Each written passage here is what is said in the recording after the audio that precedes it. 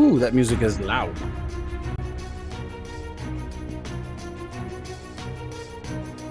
Never mind. It was coming from my computer.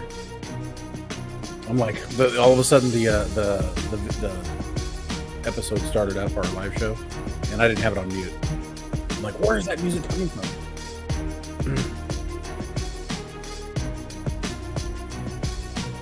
You know what's funny is there were 22 people waiting, and now it's all of a sudden down to 16. It's like, I don't know what they're talking about.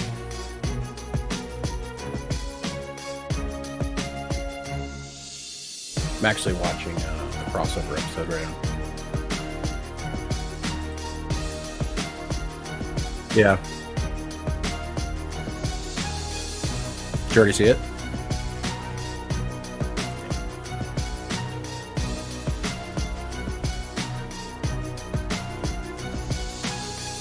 Testing 1 2. All right, they can hear me too.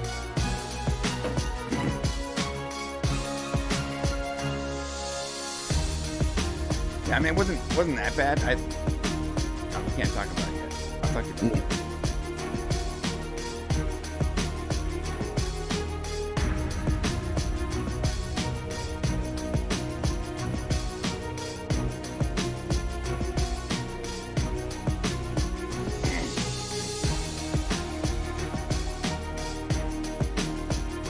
Truck's ready at 3, Chris.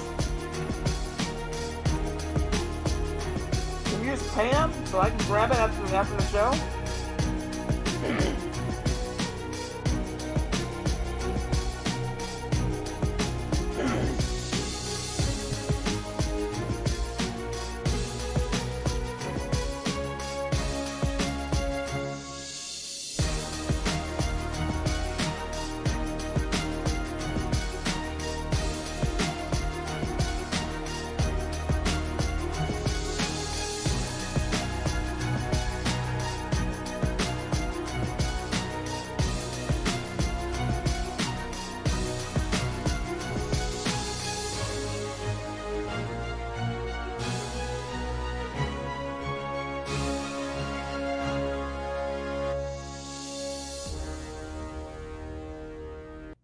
Oh, I thought I was switching over to the intro.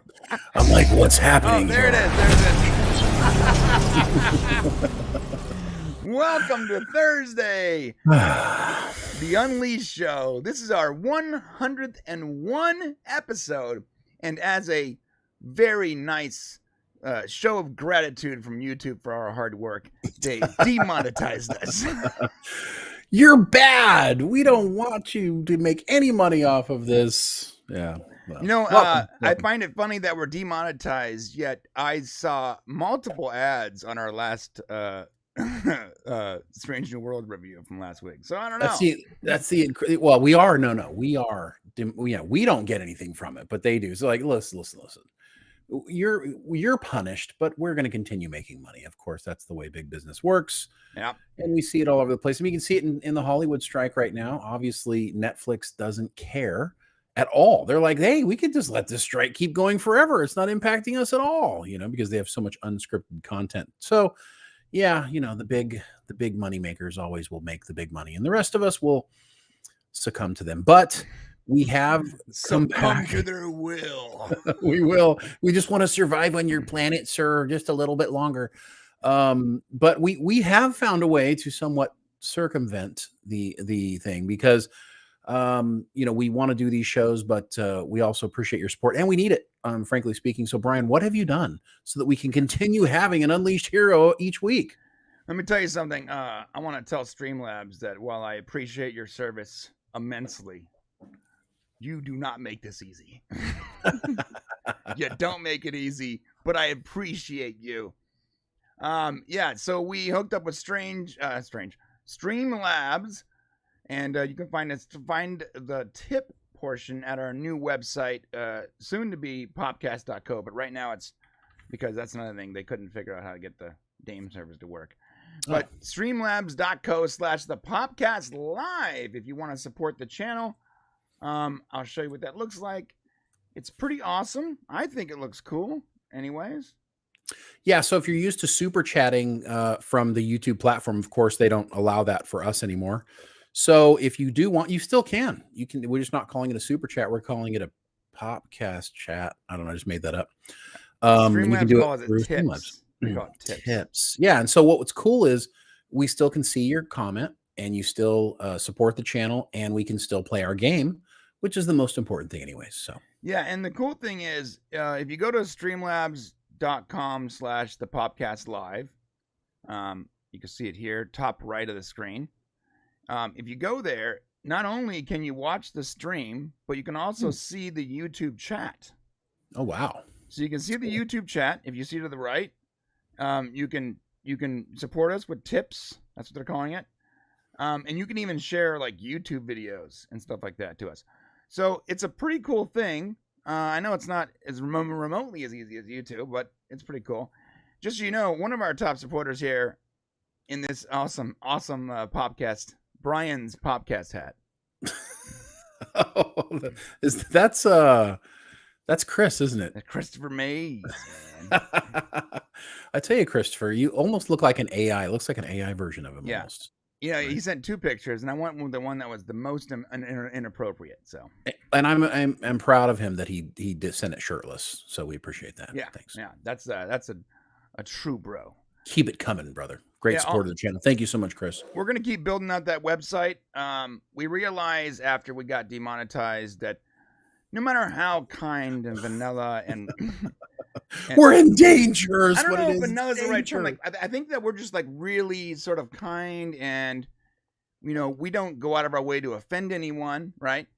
We always assume that would make us safe from the YouTube gods of wrath. No, but no. Well, the scary thing is that a lot of it's not just us. There are so many channels that are being demonetized right now. It's scary. Like just going on Twitter, there's just like every day more and more and more channels. And I think what's happened is when YouTube turned over, and of course it got a new person in charge of YouTube, right? Right, new CEO. The new CEO. When that happened, I think he came in and said, you know what? I don't give a shit. We're just going to start cutting people's heads off. And they're doing it in a way, it used to be you get a warning if you've done something wrong, or you had to do something wrong in order to get in trouble on YouTube. Now, you don't necessarily have to do anything wrong. I don't know if somebody just doesn't like you, or they've set up these new parameters with their system so that as they do checks and they see something that might be a flag, they just demonetize you immediately. So that's the route they're going. And it's just, obviously one more, big company who makes money off of people who doesn't care about the people they're making money off of. It's just like the world we live in this day. You can do YouTube, you can say Amazon, eBay, all of them. They all treat their money earners like crap. And well, that's where we're at, right? Yeah, and this is, I guess we made the mistake of trusting larger businesses because like all of our eggs are in these people's baskets. Like we work on Amazon and we work on YouTube and we work on eBay. Like we work with marketplaces and platforms that just have the ability to unilaterally decide you no longer get to eat. Right. Well, it's not our fault because we used to have our own websites, our own channels, our own mom and pop stores. But as we all know, the kind of the way things work, when the big dogs come in, they destroy all the mom and pop stores. You can own your own website, but nobody's going to buy from your website anymore. Now they're going to go to Amazon and different places. So you're either stuck working with them. We have a website where we sell merch. You guys know, mixedtees.com. Right. You can go there and buy stuff, and people buy from there. But when we first started the store, years and years and years and years ago now, we had plenty of orders. Right. Yeah. It used to be that way. Yeah. I remember the first time we put it up. I remember I was like, Shane, I made this t-shirt site. Okay, you gotta check it out. And he's like, oh, okay, it looks cool. I'm like, cool. I'm gonna make it live. He goes, well, hold up. I'm like, well, maybe I should repeat myself. Maybe I should correct that statement. I already made it live. And he's like, what? I'm like, yeah, I already made it live. He goes, all the shirts are $10. And I'm like, yeah, I know. He goes, you can't make it. They cost more than $10. I'm like, oh, I'll fix that. Before I can fix that, we already had like 25 orders. Right. It's like, hold on. That's funny. But back No, but you're then right. you can build it and they would come. But now you are competing with people that have so much power and so much sway over the internet. It's impossible to compete with them. It just is. Yeah, it's either you get on board or you don't get to play at all. So they've created these environments, and really the only way that we can fight back, is hopefully through alternate means, and hopefully competition is what does that. You need other services that do cater to us, because we're the ones who kind of bring our community in. So you guys are here watching our channel, and YouTube gets a portion of everything that you put into the channel. So, we're a partner. That's what the YouTube partner program's about. And they're not being very good partners. And for all the friends out there who are like, hey, you guys got to get on Rumble. We already are. We've been there for like a year and a half. Rumble's just not ready yet. It's not able to support professional people who do this. I mean, like maybe support, like if you're already large and you have a platform off site, then you can get people to come to Rumble.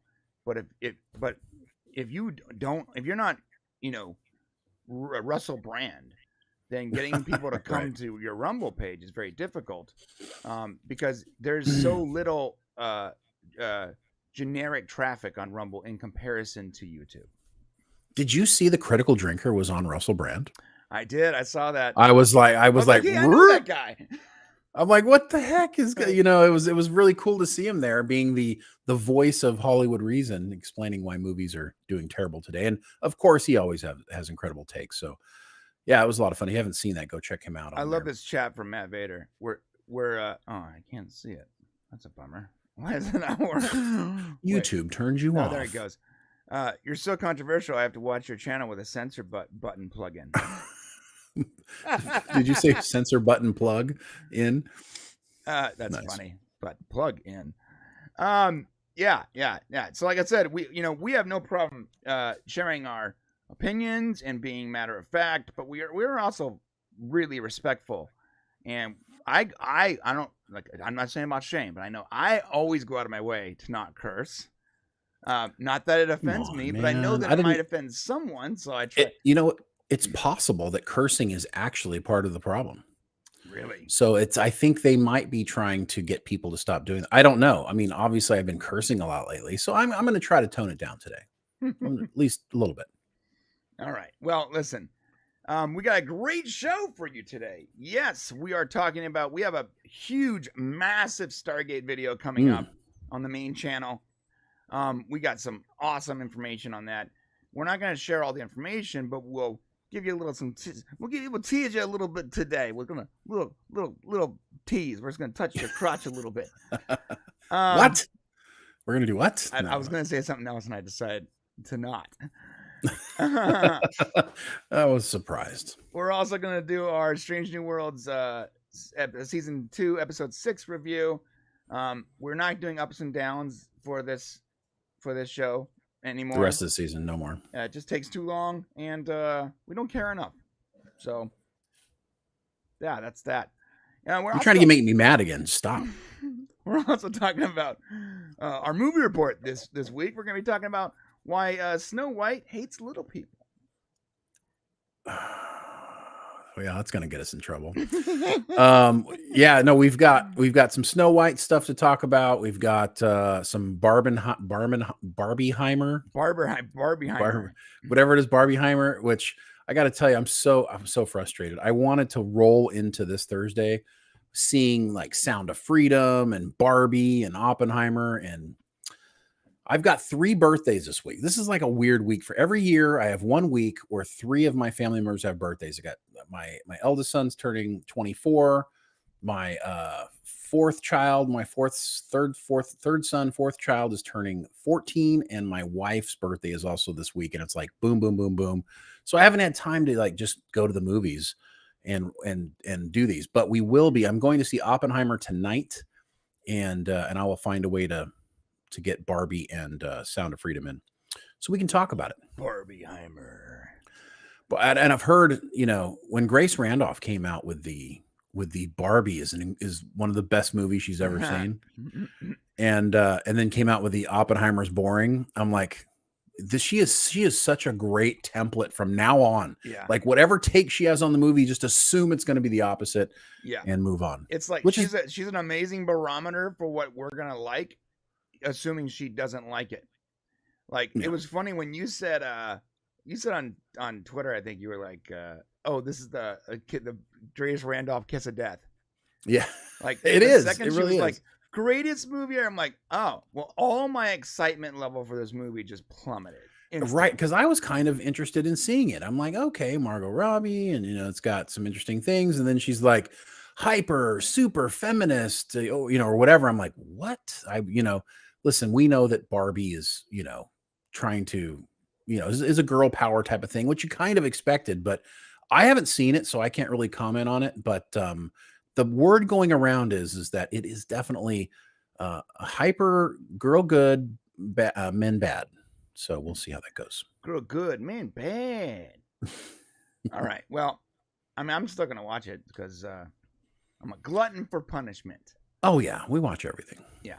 All right. So I had a funny thing, a real quick thing before we go on the Stargate thing. Not trying to make anybody wait, but I've been waiting all week to rant about this, and this show is very important for me. It's part of my, cathartic ability to maintain my mental health. So, first off, I want to say I've been watching Always Sunny in Philadelphia, and they're, for the most part, they've been pretty miss. But this last episode really hit because it was Dennis, the main character Dennis, having a mental health day, and I thought it was really funny because the day before I'm at Home Depot and I'm trying to use my military discount, and it's like, you got to download the app, the Home Depot app. So I'm sitting there at the checkout, and I'm like, downloading the app.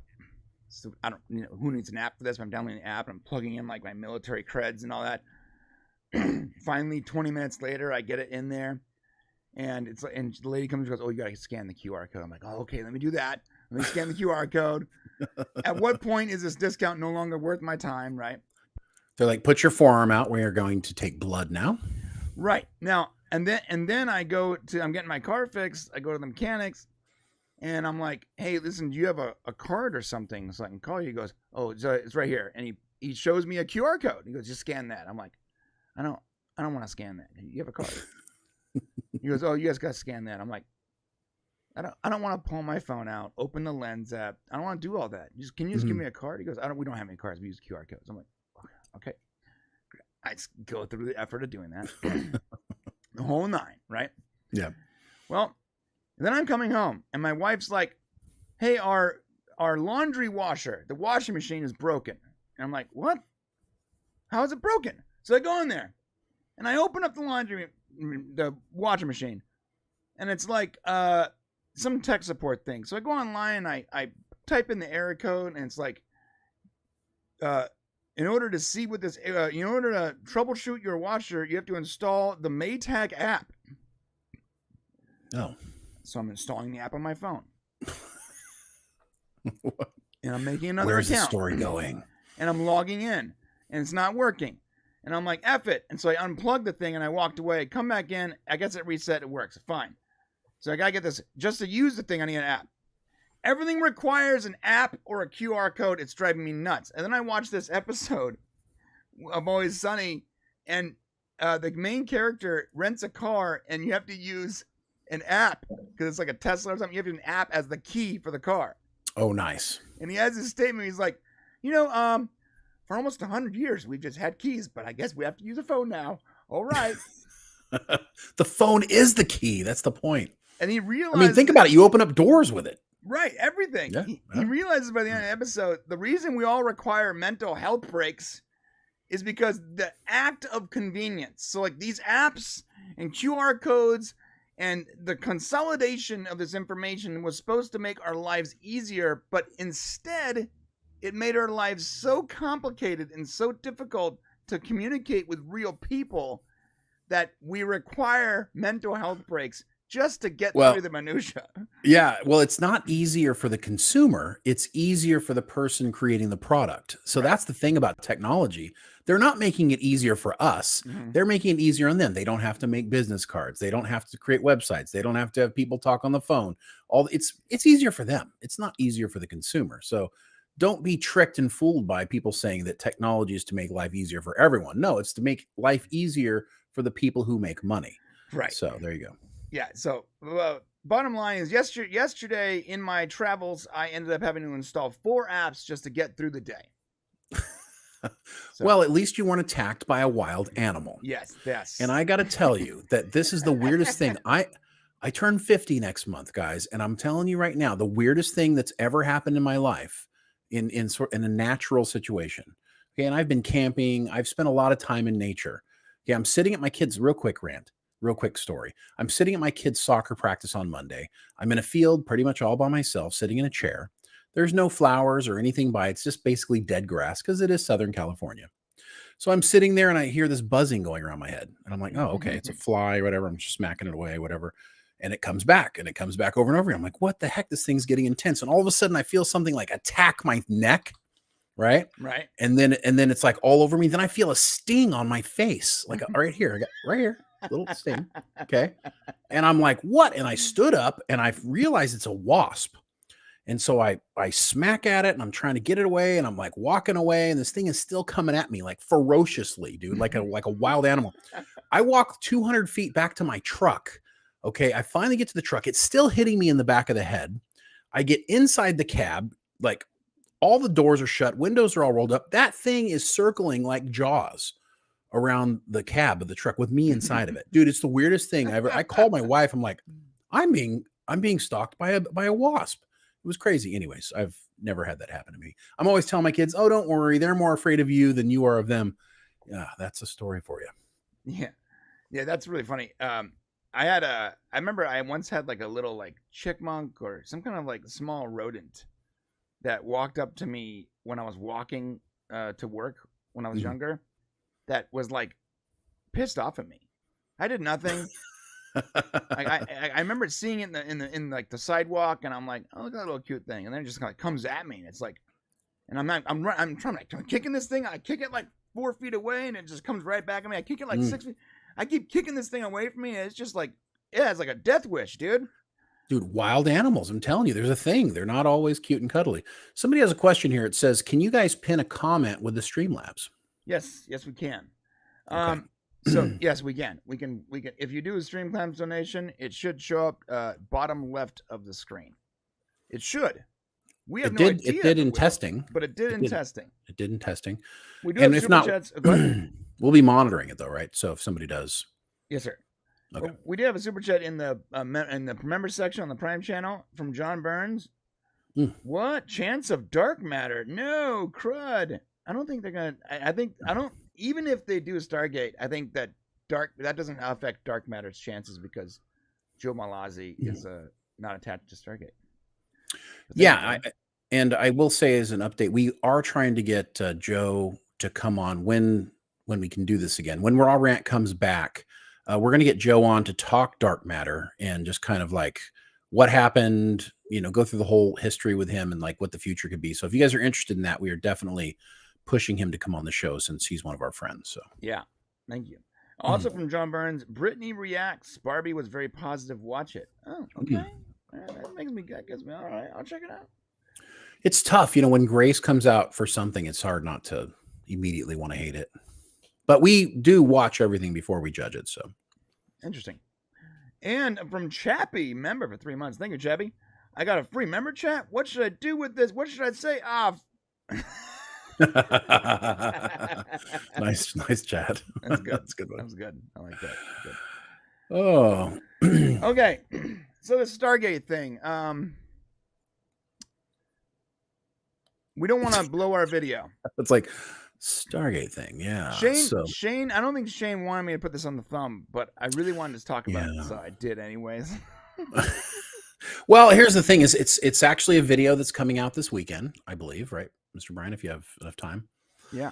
Well, So yeah, hopefully, yeah. I barely started on it, but yes. yeah, I mean, hopefully it'll come out maybe Sunday.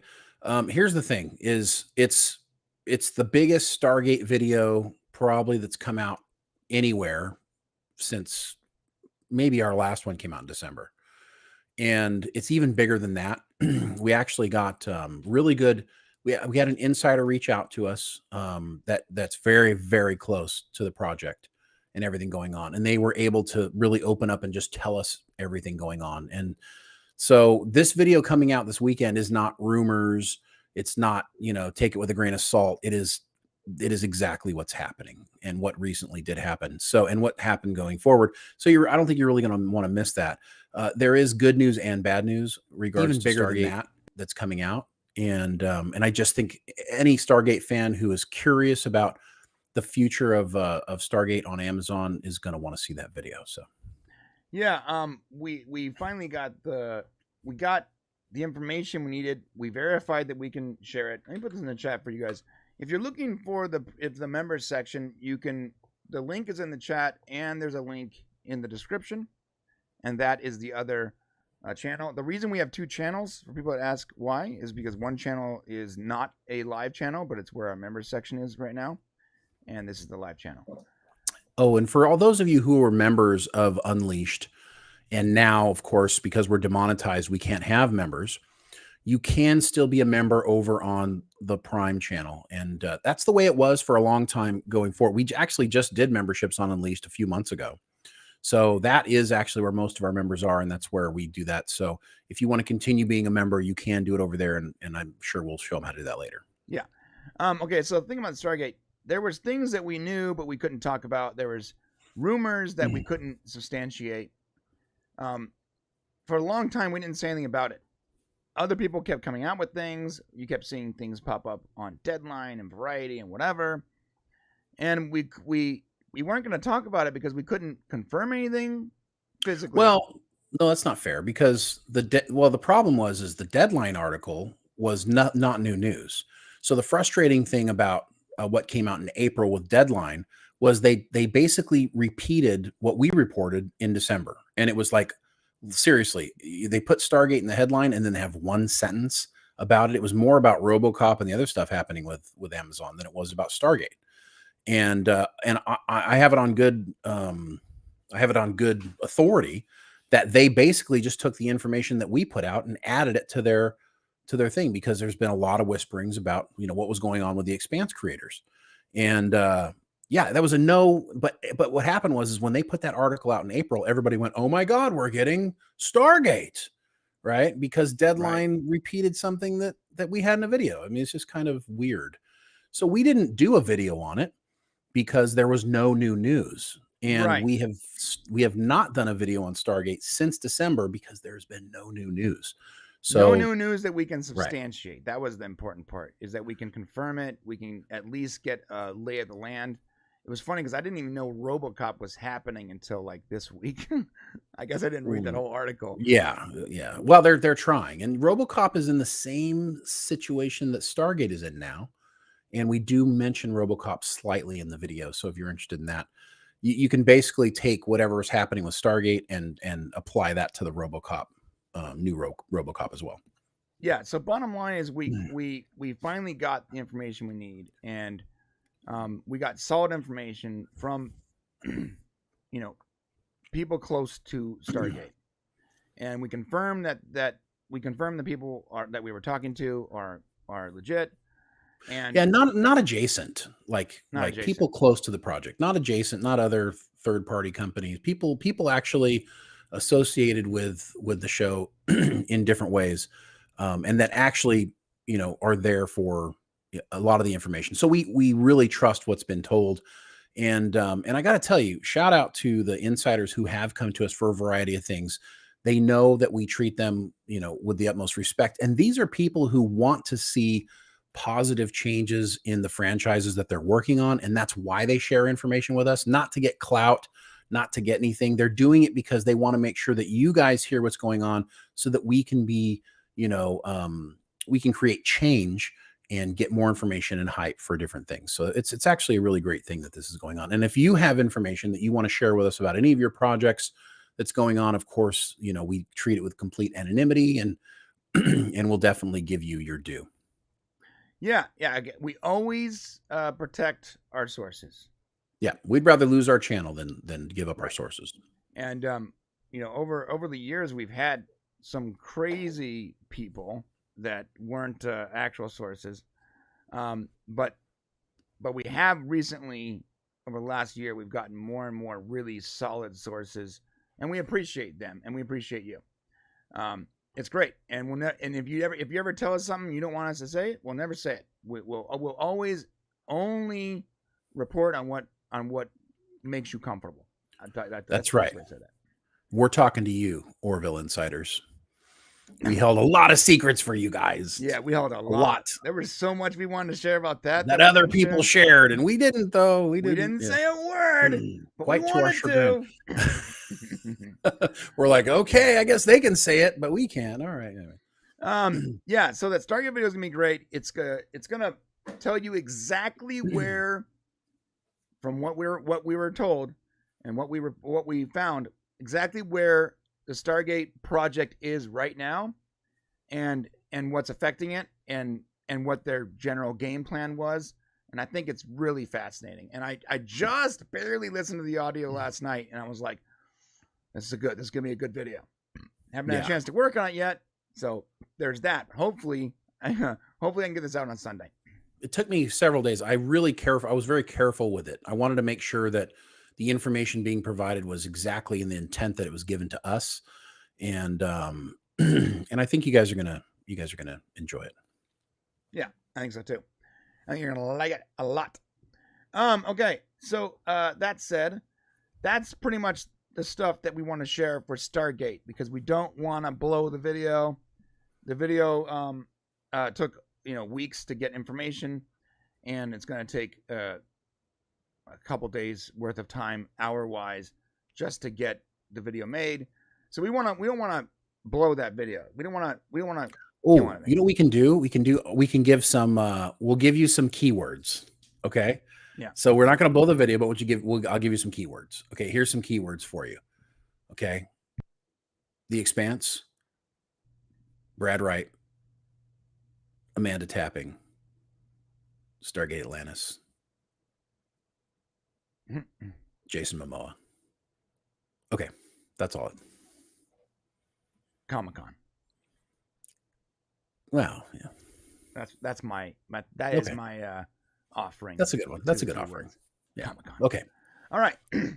That's it. That's it for Stargate. Hopefully you guys come back on Sunday to watch that video. On our main channel. On the main channel. Hopefully it comes out on Sunday. We'll see what happens. I'm going to be working really hard after the show today to make that happen. So, okay, man.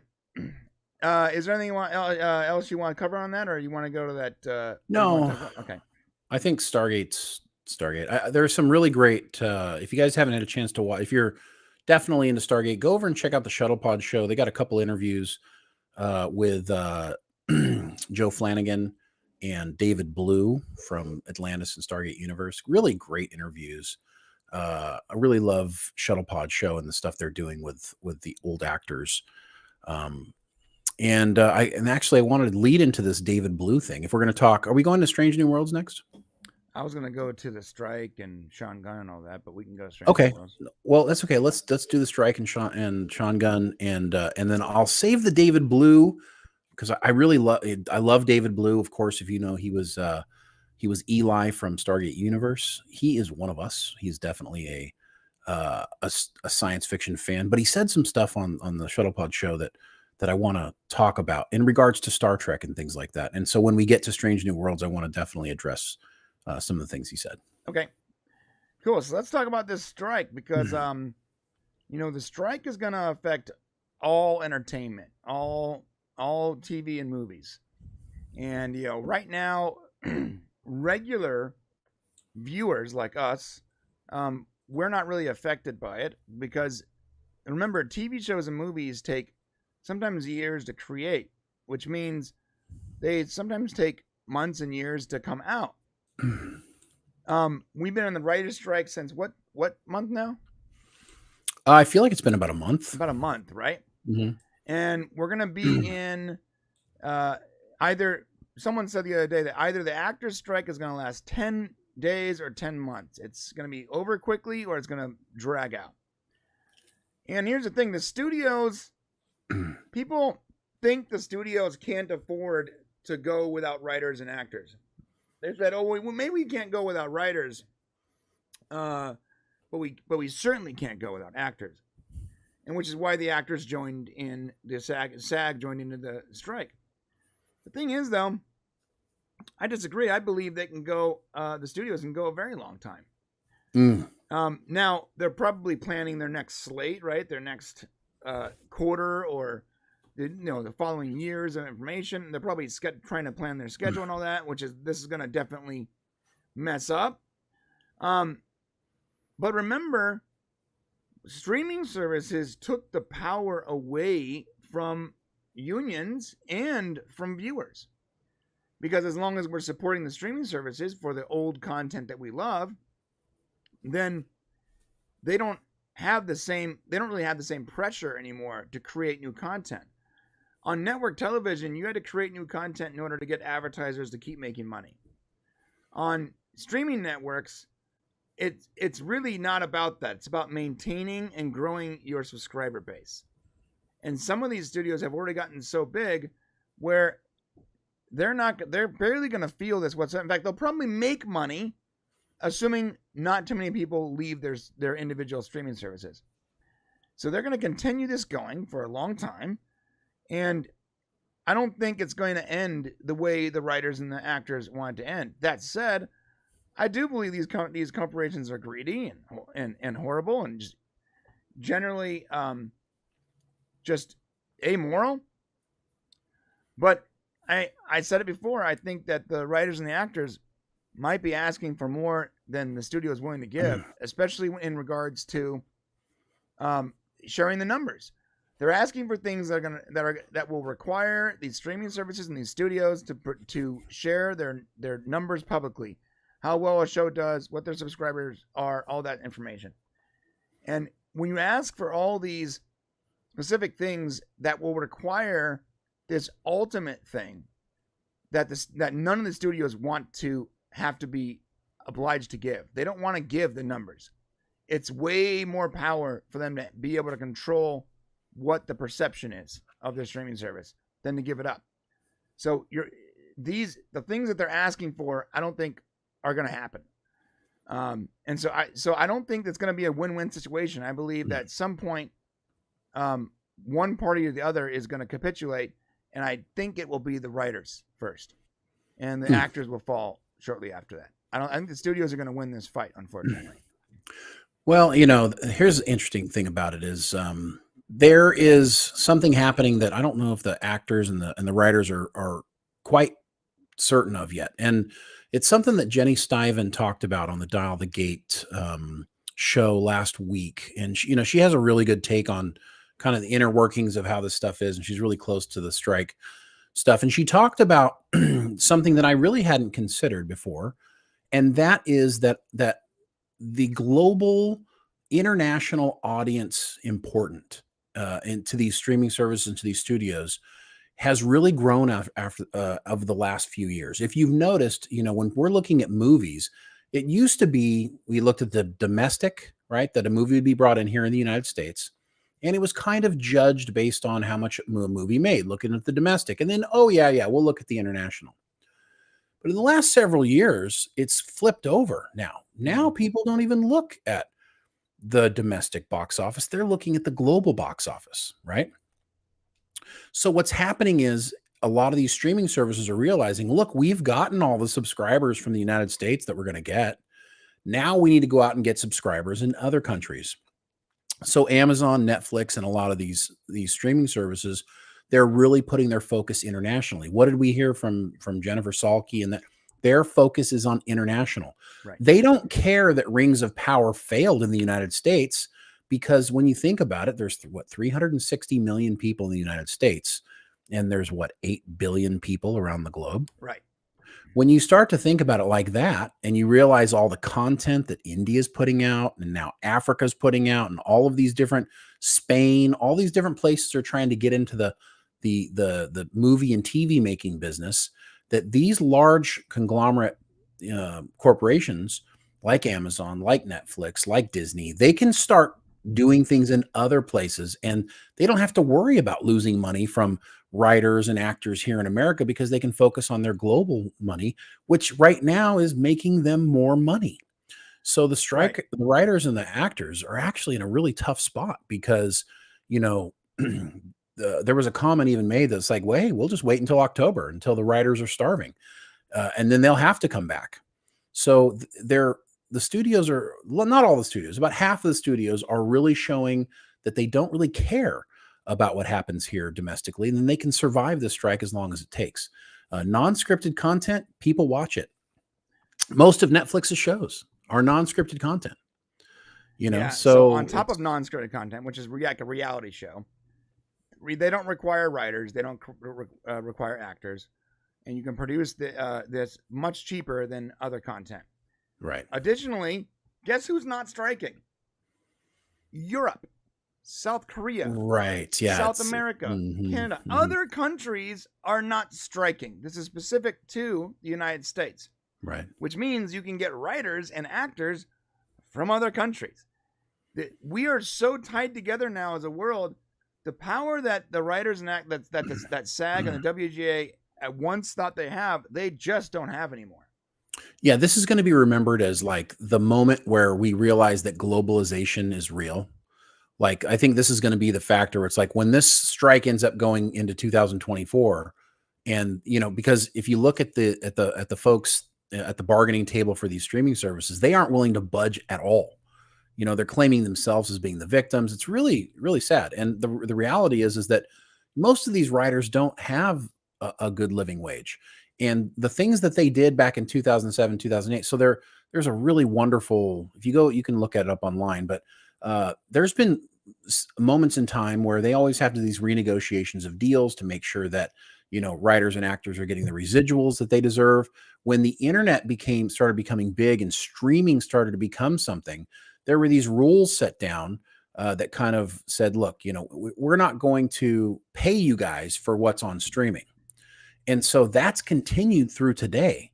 So the reason we're striking is because they've never kind of dealt with everything happening on the streamers. And because they don't know how much, like Brian said before, they don't know how much people are watching, how much they're earning. It's hard to know what they should be making as residuals as part of that. So they do need to come to some sort of deal with that. But I don't see any incentive for them to do so. And honestly, you know, I'm hearing that this strike can impact from 6 months to 2 years as far as content going forward in the future. We may not get scripted content for 2 years as a result of this. So on top of it though, like, yeah, what you said is pretty lockstep when it comes to the outside world. They like, there's already shows that we basically copy here in the States. The Office, Ghost, among others. So there's already shows out there that most people in the United States probably haven't seen, but they recognize the title, which means that they can go get that content, get licensed, and just continue like nothing happened. And right. SAG is going to tell the writers, they're gonna, you know, they're fresh into the strike, and their actors, they have more money, generally speaking, than writers, which means that they don't, you know, they can go for a while, but the WGA can't. There's gonna be a moment where we already know people that are like, hey, I got rent to pay. At what point are they gonna start scabbing over? There was an interesting comment here from No Money G. Thank you, No Money G, for $10. Do the writers even have a plan in place to what they're asking for? It seems unorganized. I don't know, SHIT. Streaming effed up everything. Yeah, that's a good point. They seem unorganized. They seem passionate, but also, do they know what they're asking for? So like, they'll ask for like 5 or 6 things that all really involve the studios having to give their numbers up. But someone over there has to know that the studios don't want to give their numbers up. They need to find a way to get what they want without forcing the studios to have to publicly share their stats. That's the only way I think that this is going to work. Because the studios they do not want to share their stats. Well, they want, so here's some of the things they want. They want increased pay. The guild is looking for higher compensation for writers across the board. 10 years ago, 33% of TV writers were paid the minimum rate. Now, according to the WGA, 49% are paid only the minimum rate. Despite the fact that, pay is down 23% over the last decade. And if you look at what inflation is doing, I mean, I cannot believe what it costs to go get fast food. I'm completely blown away by how much. I think 33% price has gone up 33% on fast food. And the reason why is because people keep paying for it. And the same things happen. These people have bills to pay. They want better residuals. For more than half a century, residuals have been a foundation for the way writers make money. But streaming, of course, has upended those payouts.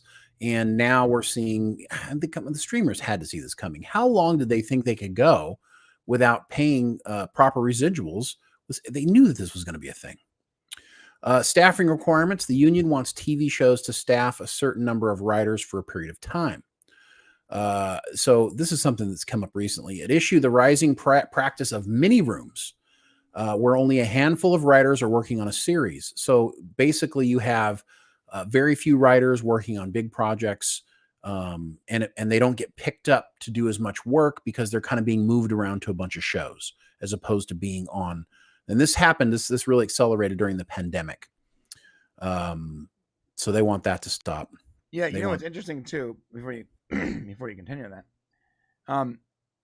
the residuals, someone said in the chat that most writers don't deserve the residuals they're getting. And to be fair, it's hard to get public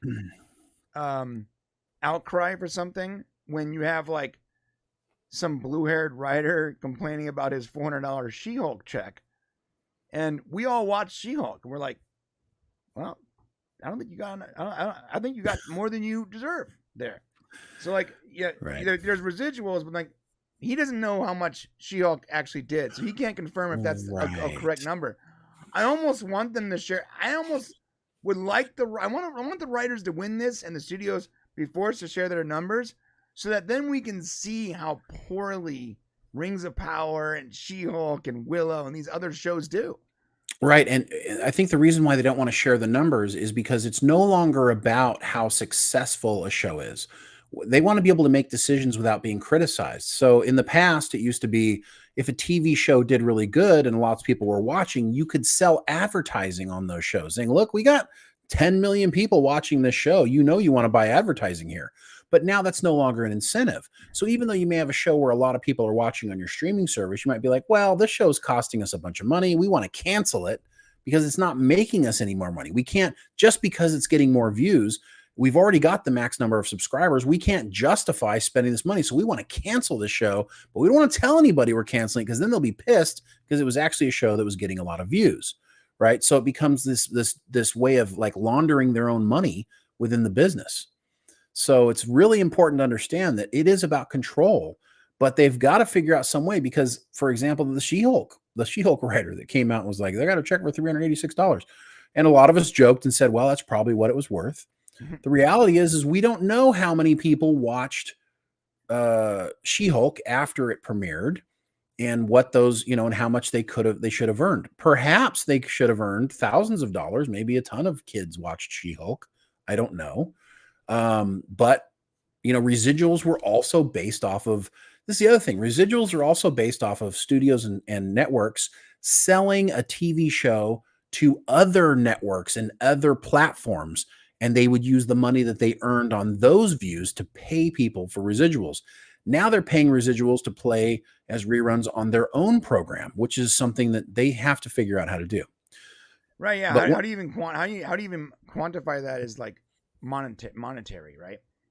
I guess you have to base it on a percentage. So if you say, okay, well, you're making X number of money off of subscribers, and the subscribers are watching these shows, then you should get this percentage of that monetary base.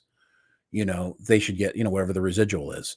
And then all the money, residuals are interesting. The money goes to the Writers Guild, and then the Writers Guild pays each of the people who are writers in the residuals. So it's a very complicated process. I have a solution to this problem, right?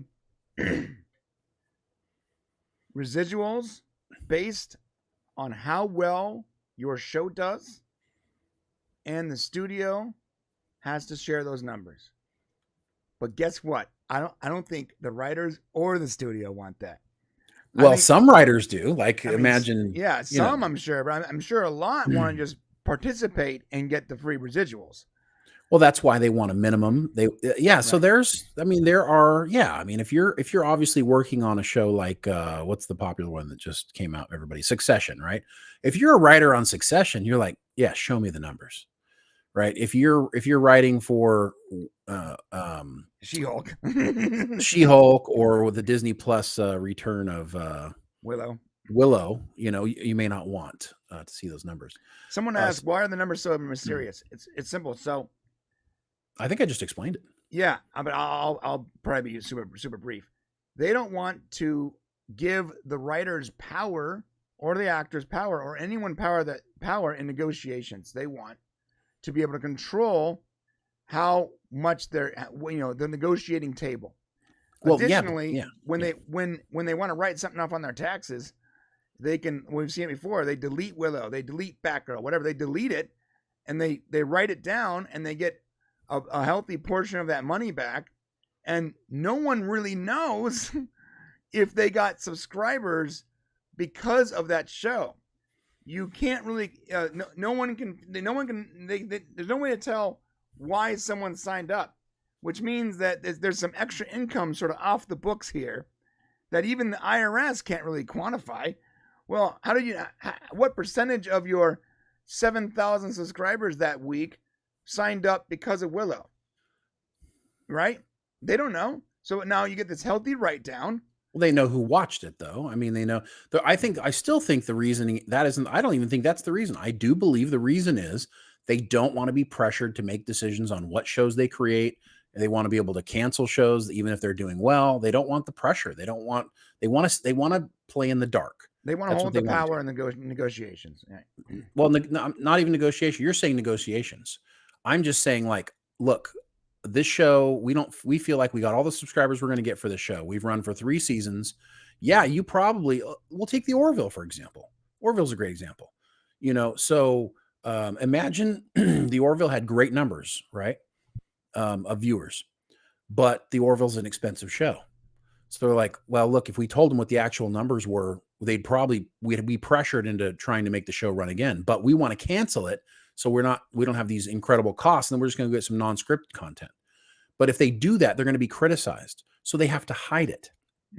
I really believe that's what's going on. I think it's about hiding their decisions so that they don't have to justify. I mean, think about it. If you have a hit show that's getting incredible views, and then you want to cancel that show, you're going to get so much uprising against you for trying to cancel a show that's popular, that people are watching, that you're going to have to find a justification. And if your justification is, well, it's just going to make us more money to cancel it, nobody's going to accept that. That's like the center of greed, right? And there's going to be this, it's just, you're opening up a huge can of worms, and they don't want people to see their backroom deals. I really believe that's what it is.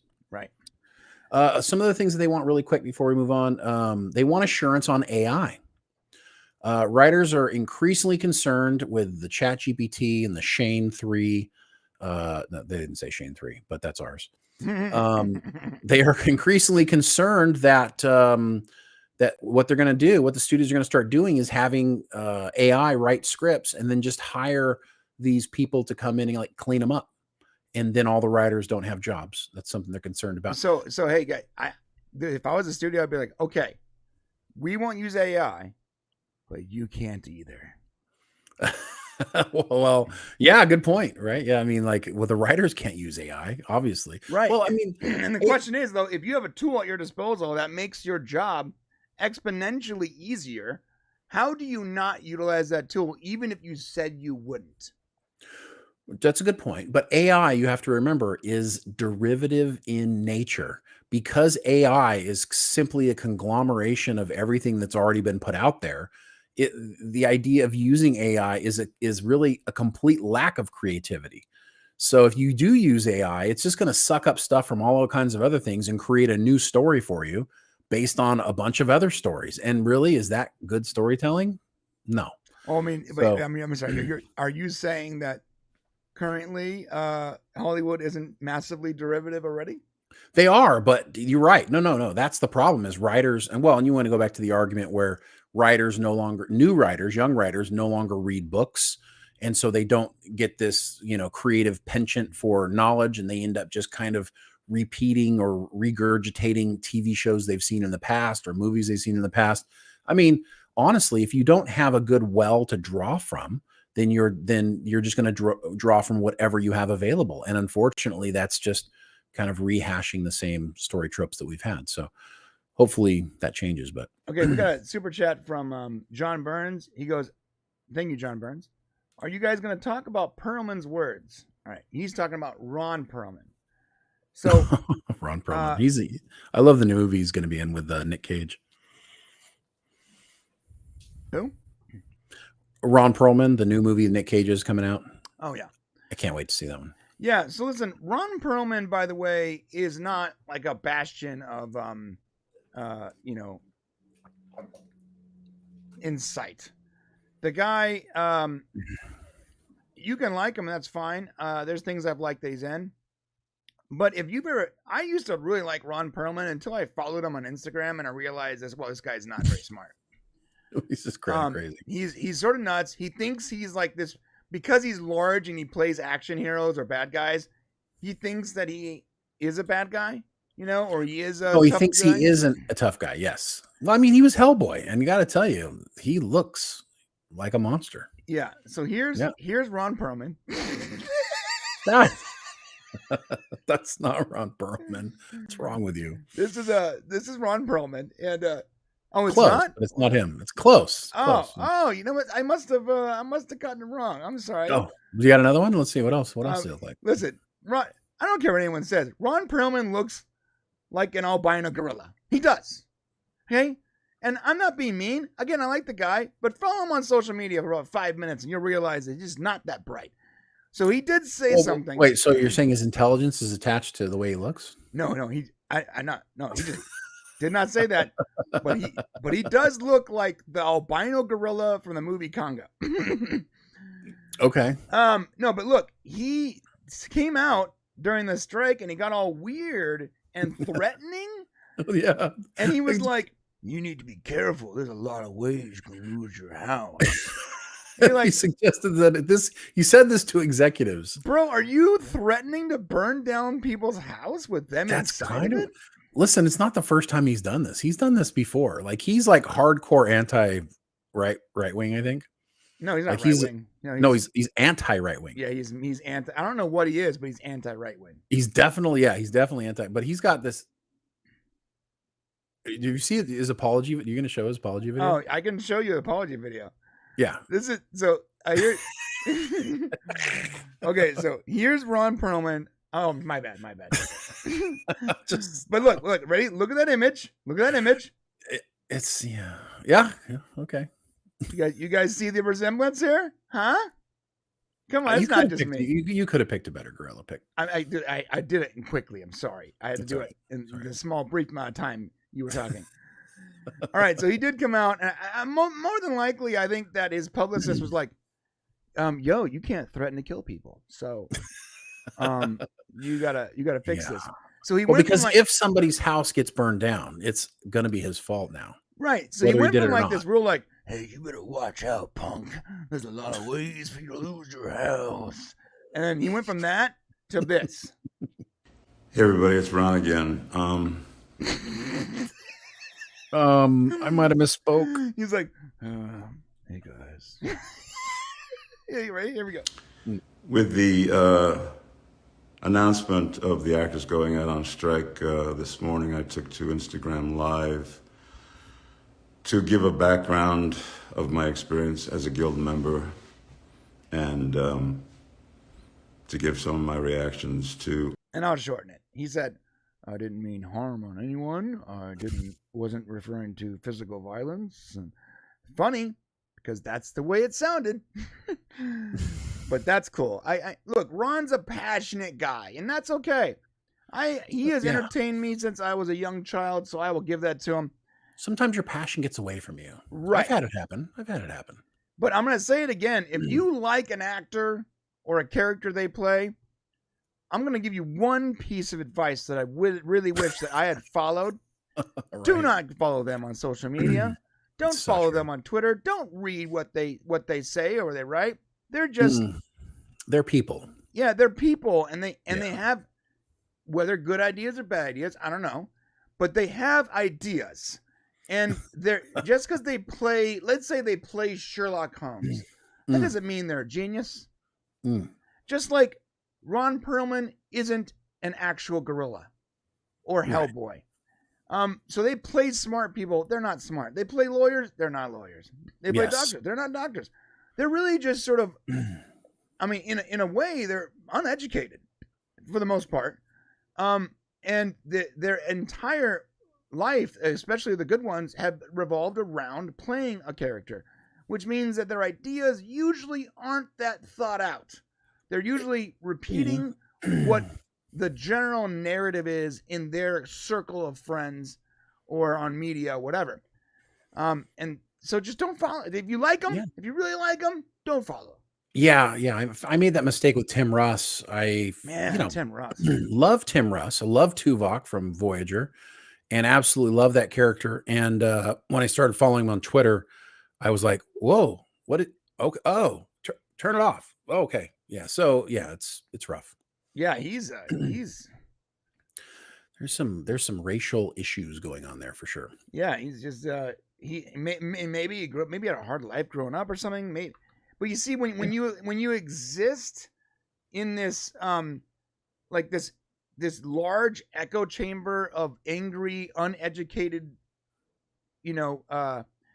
dummies sort of repeating bad ideas, but then also propping themselves up as these like self-righteous saviors. The second you paint yourself as like this self-righteous savior, the dichotomy of that is that the person you're criticizing is the villain. And that message gets amplified and repeated, and it reverberates. It has this feedback effect where the louder it gets, the more extreme it gets, to the point where you were the hero and that was the villain, and now you're the hero and that guy is an evil demonic Nazi. And so anything you say feels, just like with Ron Perlman, it feels like you are righteous in your threats of actual violence on people. Right. Well, and the problem is they live in a closed circle where people are constantly telling them how great they are, and they live in their own, they're sniffing their own farts. In most cases in Hollywood, people don't realize that what's happening outside of their sphere of influence is generally a lot different than their actual experiences in life. And I think we get a little bit of that with this Sean Gunn thing here. And I understand that people are passionate and people are, losing their jobs and things are going on. But Sean Gunn put out some interesting information. And what a shame. There's a lot of Bob Iger shaming going on around here with Disney Plus, because he made some comments about that he thinks that the Writers Guild is asking for unreasonable requests. It was one of the things he put out. And so Sean Gunn came out with a thing basically, calling out Bob on the fact that he makes 400 times what his lowest worker is making. And of course, if you know Sean Gunn, he's the brother of James Gunn. And it's actually an interesting situation because James Gunn is now part of the establishment. He's he's not following the strike. That guy's over there writing Superman Legacy and sipping tea. He's it's and what's of course James Gunn, he's always been part of the the different guilds, and of course it's complicated when you start becoming like a studio head and all of a sudden you're in bed. You got one foot in bed one way and the other way. But so Sean coming out with this information is interesting. But the only problem with Sean Gunn basically blaming Bob Iger for how much he gets paid is that Bob Iger doesn't determine his own salary necessarily. There's a board of directors who hires their CEO. Now, sometimes that's a little bit of bastardized. So the CEO of certain companies who also own their companies probably sets their own board so that they can kind of make their own decisions. But in the case of Disney, that's not really the way it works. So Bob Iger making as much money he does is a result of how much money he brings in stockholders, which he's not done in quite some years, but he did during his first run as the CEO of Disney. Did make them a lot of money. So I mean, I get, you have to, complain about how much people make, but we have to remember that the corporations are the bigger problem. It's not necessarily the CEOs that are the problem. It's the CEO, the board of directors. It's the shareholders who vote for the boards of directors. It's these are public companies, and we can, make noise and try to bring attention to what's going on. But I thought it was funny that Sean's out here doing this while his brother's like, hey, I'm a studio guy now. So what's up, brother? Well, his brother's announcing, the casting for the next 5 years at DC. Here's what Sean Gunn said, and I like Sean Gunn. I don't think he's an idiot. I think he's certainly better spoken than Ron Perlman. And I don't think he's a bad guy. I think that what he's saying is generally pretty correct. So let me show it to you. Oh yeah, I think it's correct. Yeah. It is. He needs to remember that in 1980, CEOs like him made 30 times what their lowest worker was making. Now Bob Iger makes 400 times what his lowest worker is, and I think that's a shame, Bob. And maybe you should take a look in the mirror and ask yourself, why is that? And not only why is that, is it okay? Is it morally okay? Is it ethically okay that you make that much more than your lowest worker? And if so, why? Why is that okay? If your response is that that's just the way business is done now, that's just the way corporations work now, well, that sucks, and that makes you a person if that's your answer. So you should come up with a better answer than that. Talks about. So the reason I say he's generally correct is because while what he's saying is correct, I think there's some context that actually is required here. Because you're right, and in no way am I defending Disney or Bob Iger. I'm not. I just want to add clarity to this. Ready? He is not he's not saying that Bob Iger makes 400 times more than him. He's saying Bob Iger makes 400 times more than his lowest worker, which could be the part-time craft services guy. Right? Right. It could be the janitor of one of the buildings. It can be it can be one of the cast members at Disney. He's right, but there's context required. And while I don't believe a CEO should ever make 400 times more than anyone. I also know that it's nice to live in a world that we can say, how is that right? How is that morally okay? Right. But then let's say it's not. Let's say instead we want someone to mandate and sort of manage these businesses so that the CEOs don't make that much and these executives don't make as much. Well, we're getting dangerously close to losing freedoms. And I'm not saying that it's right that a CEO makes that much, but no one should be in charge of forcing the CEO not to make that much. There needs to be checks and balances. But what he's saying is like really dangerously close to the opposite of capitalism. And I'm not saying capitalism is perfect, but capitalism and the free market is a pretty nice sort of hybrid way of operating business wise. And we don't want to start putting restrictions and mandates on businesses that would allow them to not operate in that system. I don't think that the writer of She-Hulk should have made a specific amount of money I think that his work, the amount of money he makes should be merit based. How well he's doing, how much money they make the business. There should be merit based. No one should get paid just for showing up. It's not. There's no participation checks here, man. Well, let's talk about merit based. So Bob Iger is going to make about $27 million a year over the next 2 years. Robert Downey Jr. made $435 million as Iron Man. Wait. You see, now I like Sean Gunn. Context is king, baby. I'm with you. Like, I agree. $23 million is crazy. I'm for the person running Disney and like all the parks and all the movies, but the guy who works for Bob Iger made $434 million. Context is king. Yes, Bob Iger made 400 times more than the part-time guy who works the craft service table. Yes. How much did James Gunn work under Disney? How much money did he make working for Disney? How much money is Sean Gunn? You think Sean Gunn made less than $25 million? I don't know how much. We don't know. I mean, but he was in 3 Guardians movies. He had to come up with some serious scratch there. I know for a fact that James Gunn made more than what Bob Iger made. So I like Sean Gunn, but context is king. Yeah, that's a good point. And we live in this world now where it's like TikToks and Instagram videos where there isn't enough time to actually give proper context. So you can come out and say the most wildest crap that is technically correct, but without context, it's misleading. That's the best way I could put that. And I'm not saying that we should have websites that are fact-checking every single word. I'm not saying that either. I'm saying that when you look at something before you react, you should probably get context. Yeah, Sean Gunn, he's only got a net worth of $7 million. So he's still, and of course he's not, the Robert Downey Jr.'s and the Tom Cruises. And of course those are very rare cases. But the whole point is that,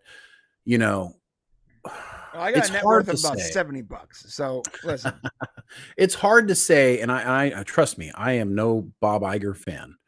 It pains me to say it, but like, if those guys, and they should be merit-based as well. You should pay, Bob Iger should make, whatever amount of money per year. And then if he makes the company a bunch of money, then he should get a huge bonus. And they do that sometimes.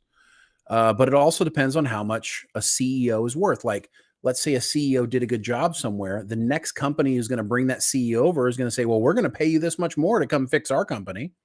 So that's how they end up making so much money.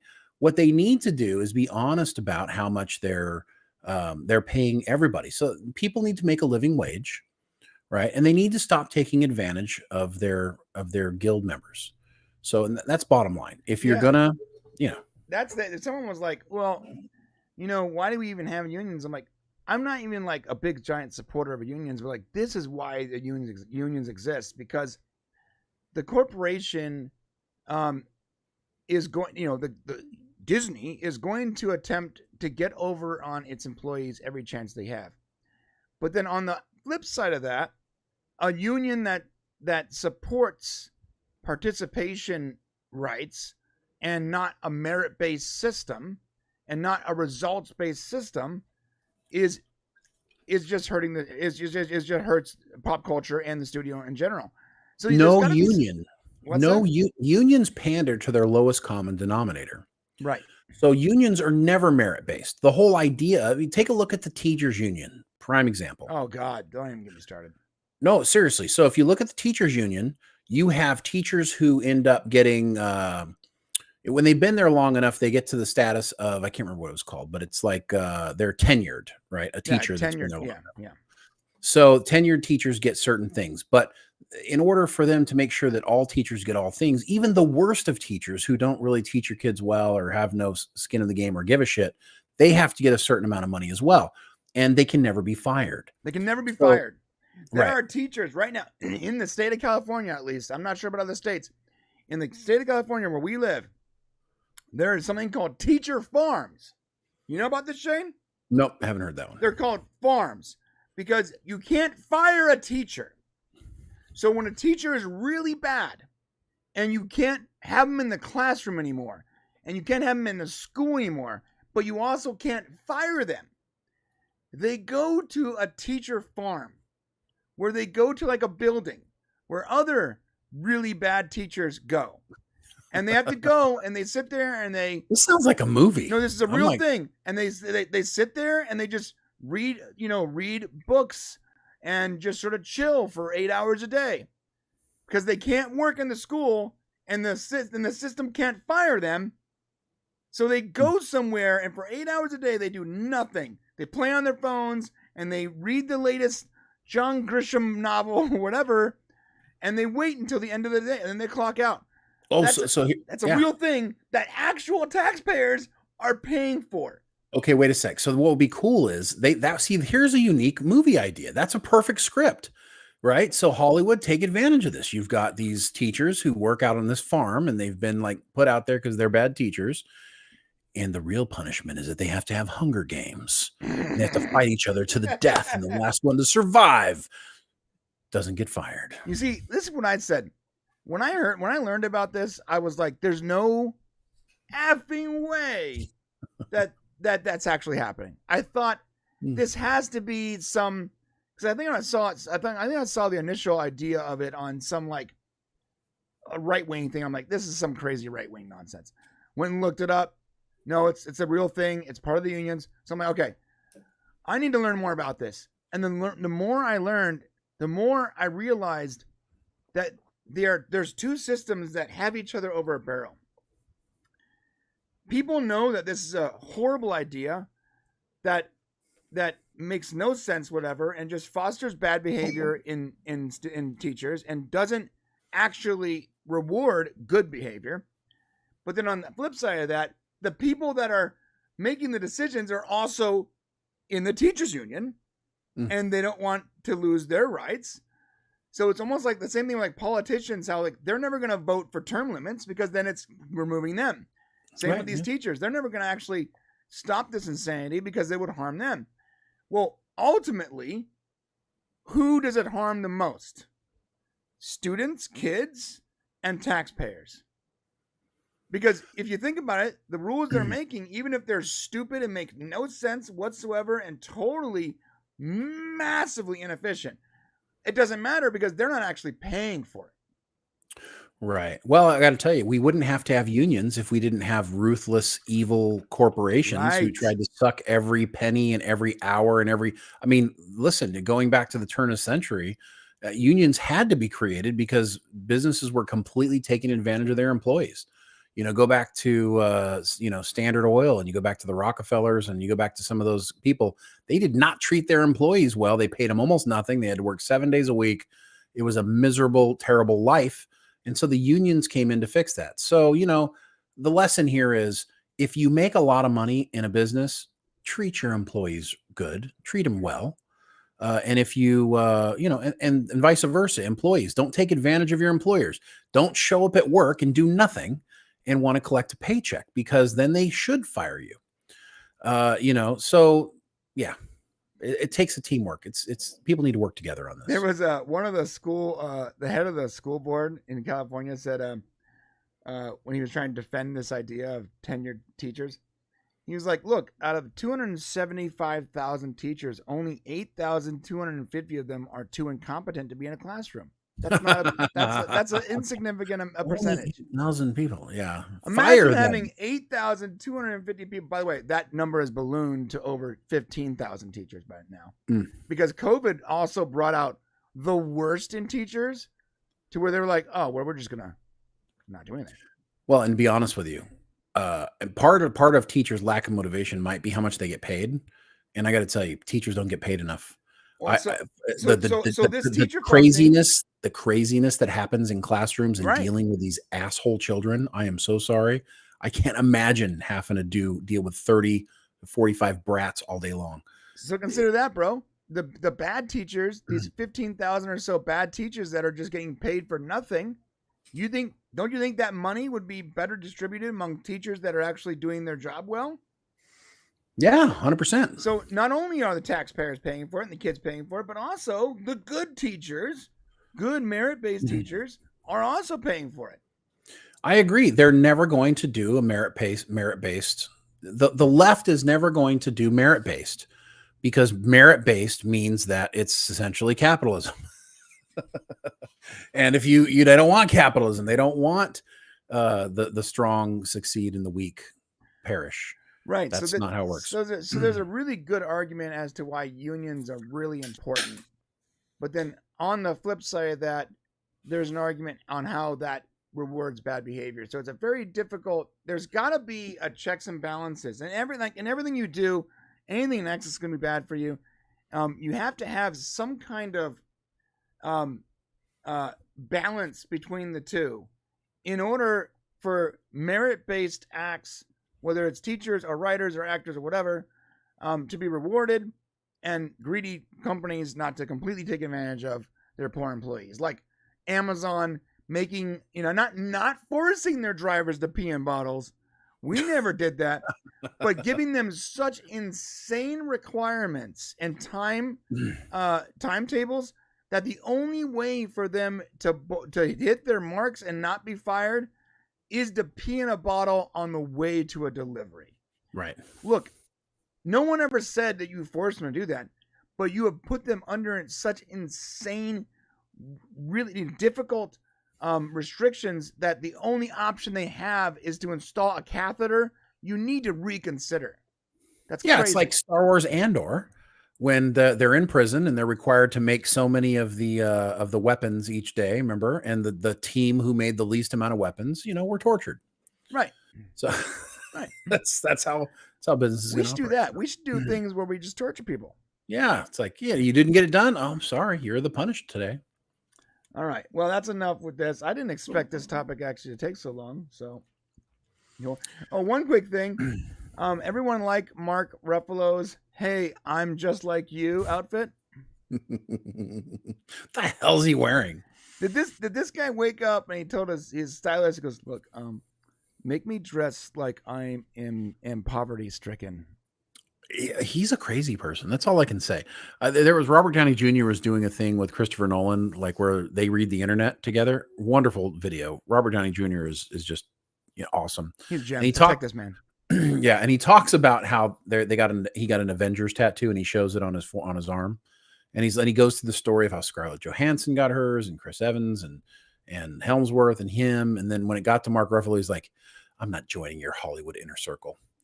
And so he was just immediately like about not doing that with the. I mean, he's just a strange guy. They all got the Avengers tattoo. They got a little tiny one. Yeah, I think that's so rad that a group of people that worked together for so long had this experience that they shared. Like that's not. I don't think that's like some form of like pride or like arrogance. I think that's awesome. You experienced something with a group of people for like 10 years that is not only successful for the company you work for, it's successful for you, it's shaping your outlook and your future, and it's a cultural phenomenon that millions and millions and millions of people love. Dude, if that doesn't warrant a tattoo, I don't know what does. Well, he didn't want one, so there you go. I want to see Mark Ruffalo's tattoo, and I swear to God, there's one Asian character on his arm. Okay, just one. Okay, we have a problem. I'm not sure what that means, but okay. I'm sorry, I was just making fun of myself because I have the Asian characters. Do you even know what yours means? Yeah, it means loyalty. You can say whatever you want. I guess you no, can it does. No, I looked it up. I took the graphic to the guy, and I said, "Put this on my arm." All right. It was the 90s. Okay, come on. All right. Moving on from this. Let's talk about Strange New Worlds, my dude. Oh, for anybody, I know somebody mentioned they wish they could super chat. You can super chat still. I know maybe not through YouTube specifically, but Brian, can you again tell them how they can super chat? I'm going to put this up here. Super chat. All right, so if you want to super chat, donate, tip, whatever you want to call it, because YouTube is in the process of deciding our fate right now. And it's not looking good. Deciding whether or not we eat. Fucking YouTube. So we need a union. That's it. No, yeah. Someone said you need a YouTube union. We need a YouTube union. Oh, No, that because sounds so then silly. well, the problem is if you had a YouTube union, then you couldn't have any like 1%ers. No, you're You gonna know, have like everybody would be you're the gonna have same. like 1,000 people with like 13 subs all requesting the same income. No, but if you want to super chat, go to streamlabs.com/thepopcastlive. It's right there at the top right of the screen.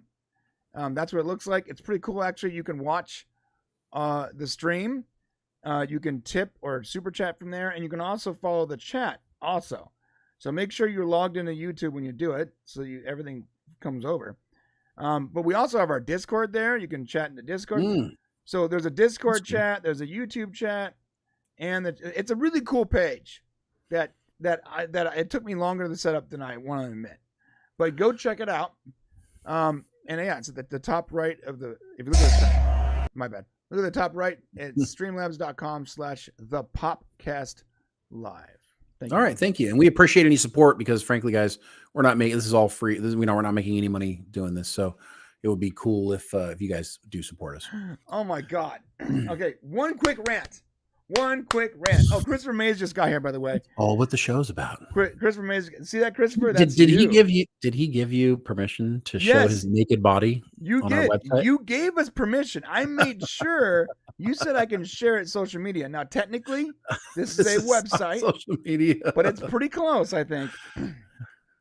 It's also on his OnlyFans account. Yeah, it's on my OnlyFans account. Onlyfans.com/Klingon Warrior.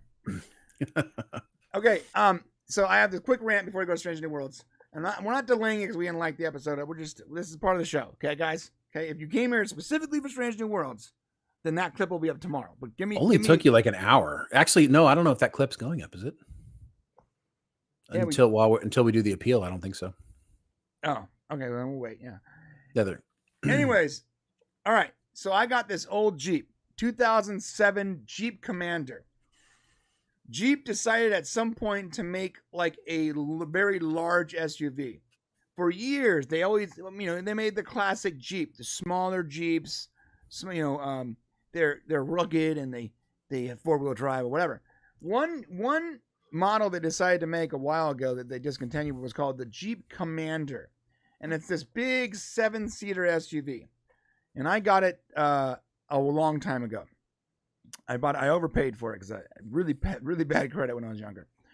So I get this Jeep. I've had it now for going on or over 15 years almost. 20 years. In a few years, it'll be 20 years old. This Jeep is still running. I have repaired it. I have taken care of it. But to be fair, there's a lot of little problems that stop me from utilizing the truck for long hauls and stuff like that. Anyways, I'm like, look, I gotta get it fixed because my wife is starting her job. She works with special needs students in a high school, and this job is gonna require her to be mobile, so I can't utilize her vehicle. I gotta get this thing fixed. So I'm like, I'm just gonna get the most basic things done. I'm gonna get brakes done, and I go to get the brakes done, and the guy goes, well, you need new this, that, all pertaining to brakes. And I'm like, okay, I can't afford any of that. So what about just the bare minimum? Just let me get brake pads. Yeah, we can't do that. Why not? Because your rotors are completely shot. Okay, all right. Okay, I'll save some money and I'll come back. I go to get in the car doesn't start. Because also the battery's dead. So I'm like, okay, I'll buy a new battery from you guys. Okay, cool, but also your battery terminals are bad. Okay, let me get those replaced. Also, your battery terminal cable is bad. Okay, before I kill myself, what else is wrong with it? I get the car. I eventually get like the most basic stuff done and just get it home. And now it's like just sitting there, and I gotta save money to get the rest done. But my rant is, I hate going to mechanics because every time I've ever gone, I want to get one thing done. And I can leave there with a bill 3 times higher than I expected without getting that one thing done. And the amount of times that has happened to me in my life makes me hate mechanics. And I'm not hating on mechanics. You're a mechanic, it's fine. but the mechanic shops I go to, somehow I can't leave without losing my firstborn or an appendage.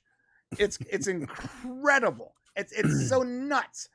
And to make it worse, I went back to get the car, and I'm like, I can't get this thing done. And it was up on the sticks, racks, whatever it's called.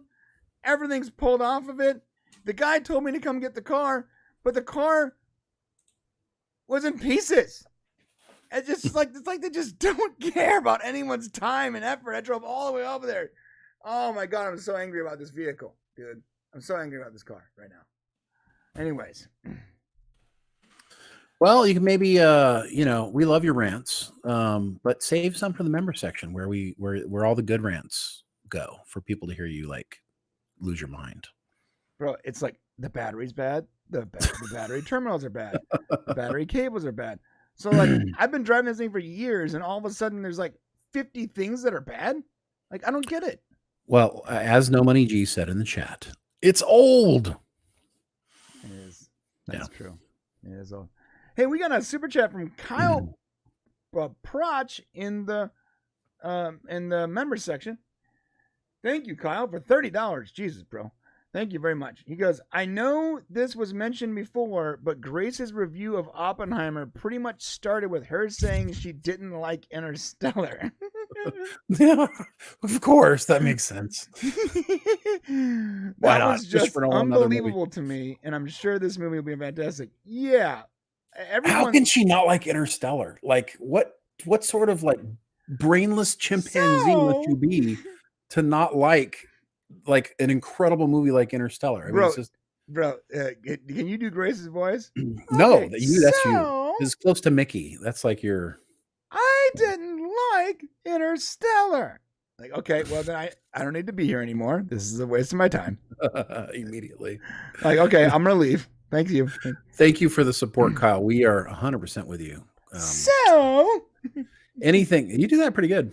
Anything that Grace says is now opposite day for me. I'm a secret Grace Randolph simp. Not that I get off to like I'm not that I'm attracted to her appearance or her voice, but I'm attracted to how bad her takes are. I now watch Grace and be like, all right, what's next? Oh my God. Okay. There's also a super chat here from, I'm having a hard time with my mic right now. It's like it's like flipping out. From John Burns. Remember Chris Chelios talking about the Batman video? The hockey guy? Can you elaborate for us, Chris? Because I think you're talking about the hockey guy. I'm not really a sports guy, but I think he's talking about hockey. I don't remember that, sir. What was it again? He says, remember Chris Chelios talking about the Batman video. Oh. I think Chris Chelios is a hockey guy. Those names sound he is a hockey guy. Okay. So I'm like half right. My mic keeps like artificially lowering. Chris Chelios threatens Batman's life. That was a long time ago. Oh, wow. Okay. Thank you, sir. Appreciate it. Well, we'll look at that. That sounds like a good Discord video. So, I didn't really like Interstellar. There's a reason I don't watch Grace. Please stop. That's one of Shame. Oh, yeah. I remember one time you said you thought she was attractive. Yeah, this is before I heard her talk. Yeah. It's when she started talking that sort of ruined it for me. Okay, so we're going to talk Strange New Worlds now, right? Yes, sir. Strange New Worlds. Before we get into Strange New Worlds, I want to say that we did receive quite a bit of criticism because we're gatekeeping Strange New Worlds and we're gatekeeping Star Trek and all this stuff. And I've really given it a lot of consideration. Of course, we don't gatekeep because we say, listen, watch whatever you want to watch. But I was watching, it was actually a really great interview on the Shuttlepod show with David Blue, who was Eli from Stargate Universe. And the guy is like a true, nerd. He's, he watches everything we watch, Star Trek, Stargate. He's got kind of similar interesting takes. But the one thing that he said that really bothered me was that if you don't like something, then just shut the hell up. Was kind of what he said. What right do you have to say something that, if you don't like it, you just shouldn't talk about it. That's kind of what they said. Mm-hmm. And my argument to that is, if you like something, if you like something, and that's great. But if you don't like something and you don't like it because it's been disrespected or trampled upon or changed, or like especially with the Star Trek franchise, because this is a franchise that goes back 50 years, and we have I don't think that we should shut up.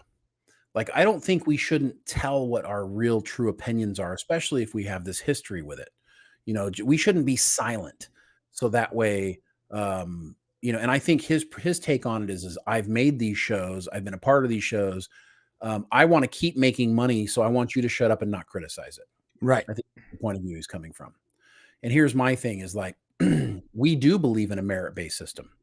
If you make good shows, then we're going to say, yes, keep making good shows. If you don't make good shows, then we're going to tell you shouldn't. And I'm sorry if that affects your bottom line or how much you get paid.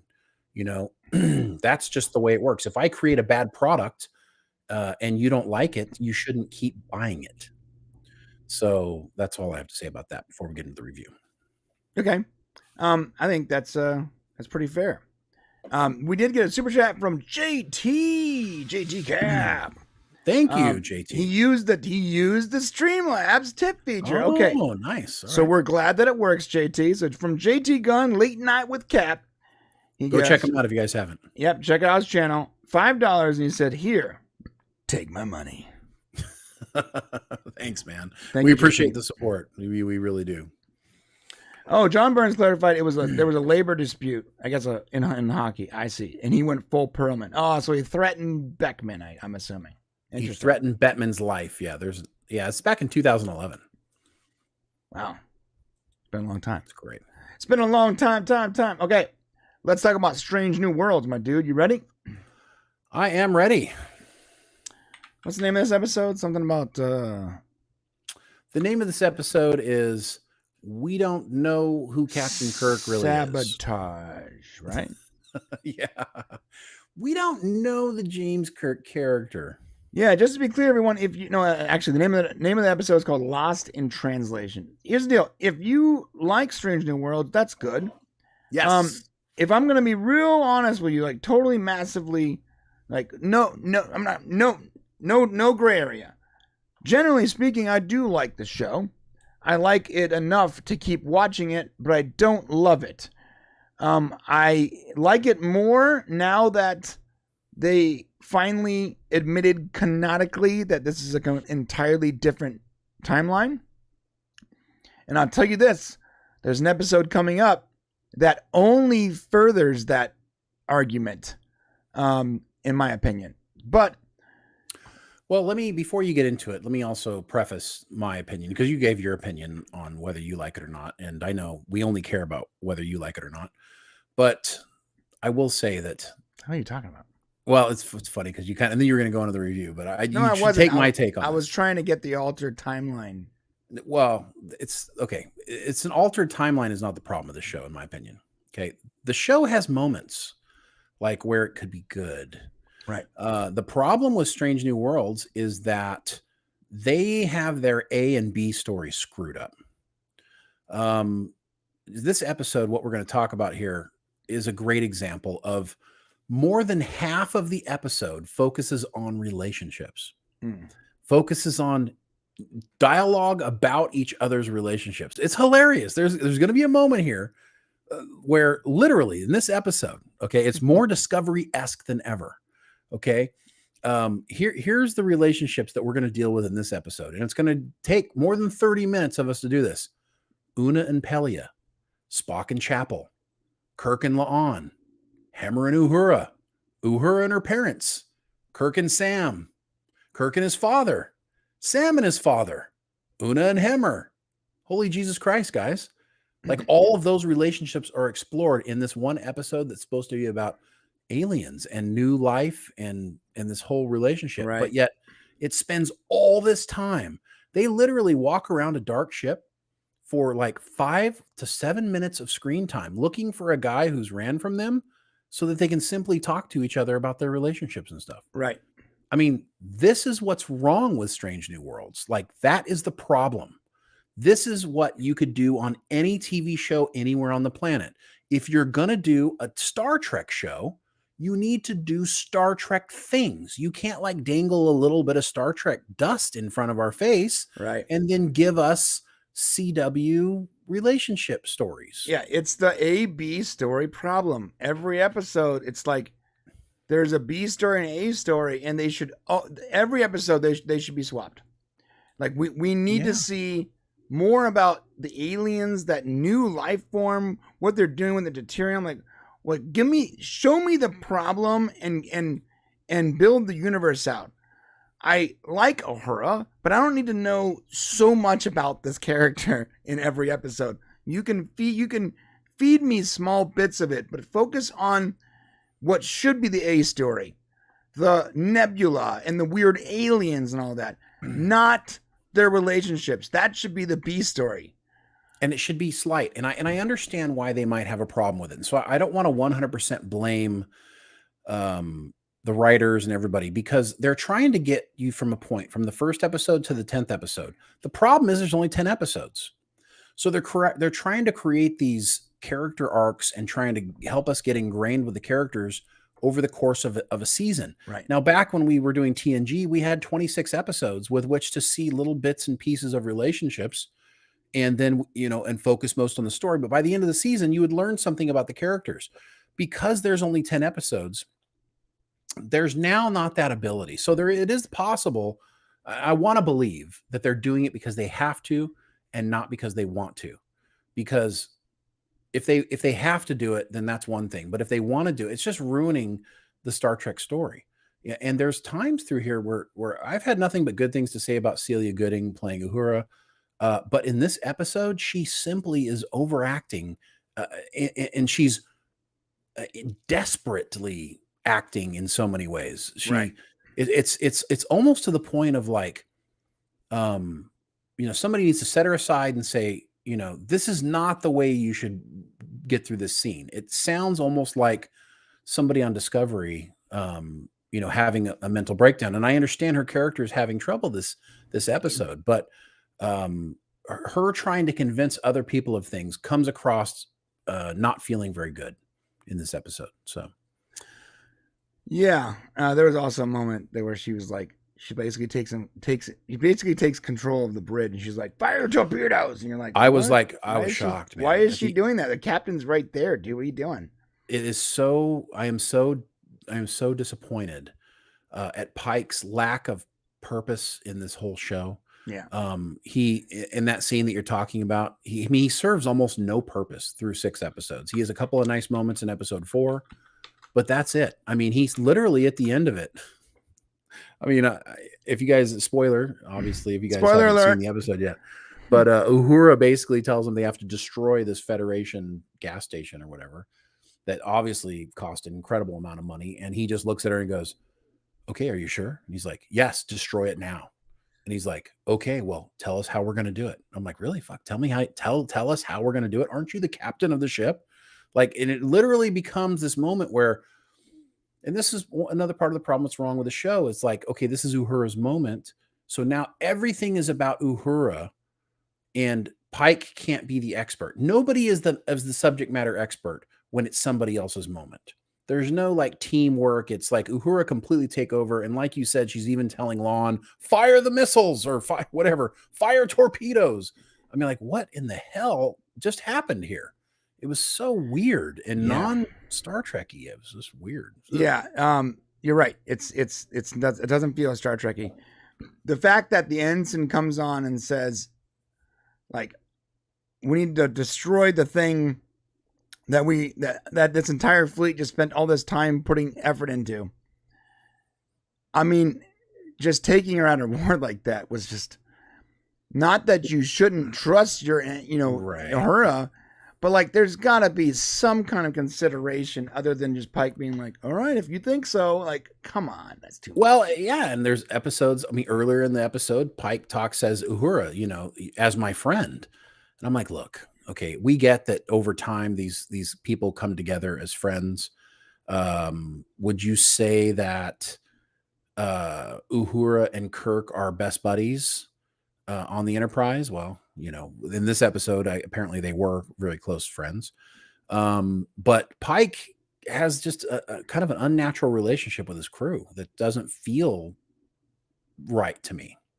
Yeah, best way to put it. Yeah, he feels like I don't know. You know, he feels like he's like the guy in the dorm that's in charge of like the rooms, right? The camp counselor or the like the camp counselor. Yeah. What is it I called when like the dorm monitor, the dorm room monitor? Yeah, he's like a dorm monitor, a camp counselor, or like a Sunday school teacher.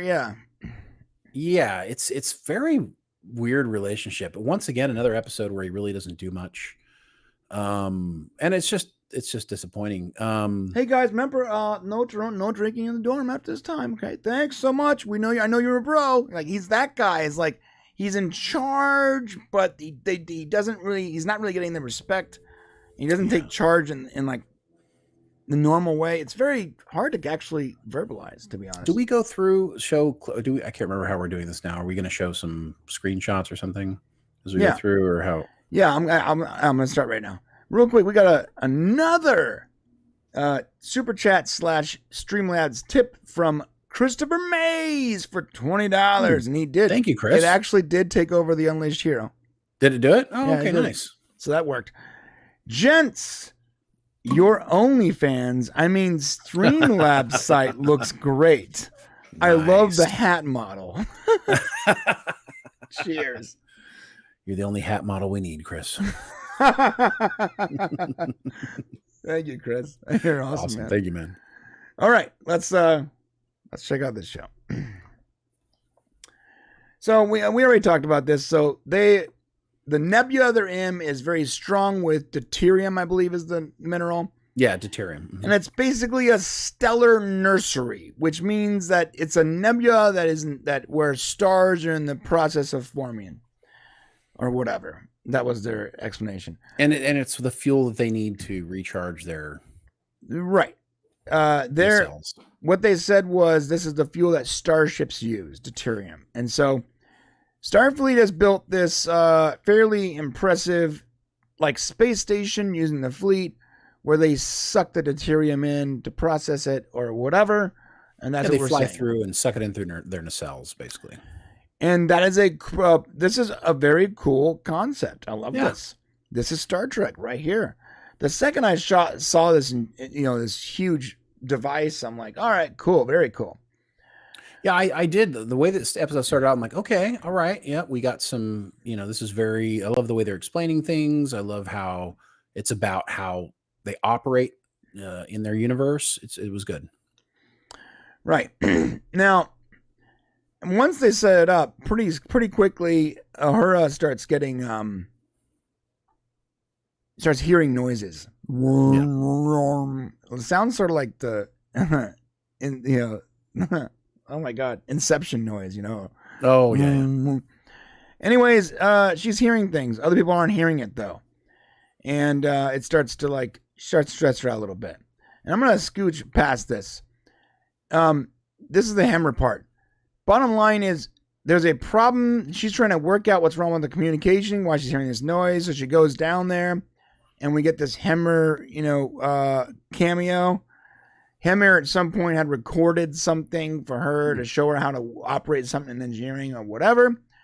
And then that's when Pelia shows up and says, "What are you doing in my engines?" Oh yeah. And so also, by the way, Bruce Horak was in this. So he did shoot. He was a guest star.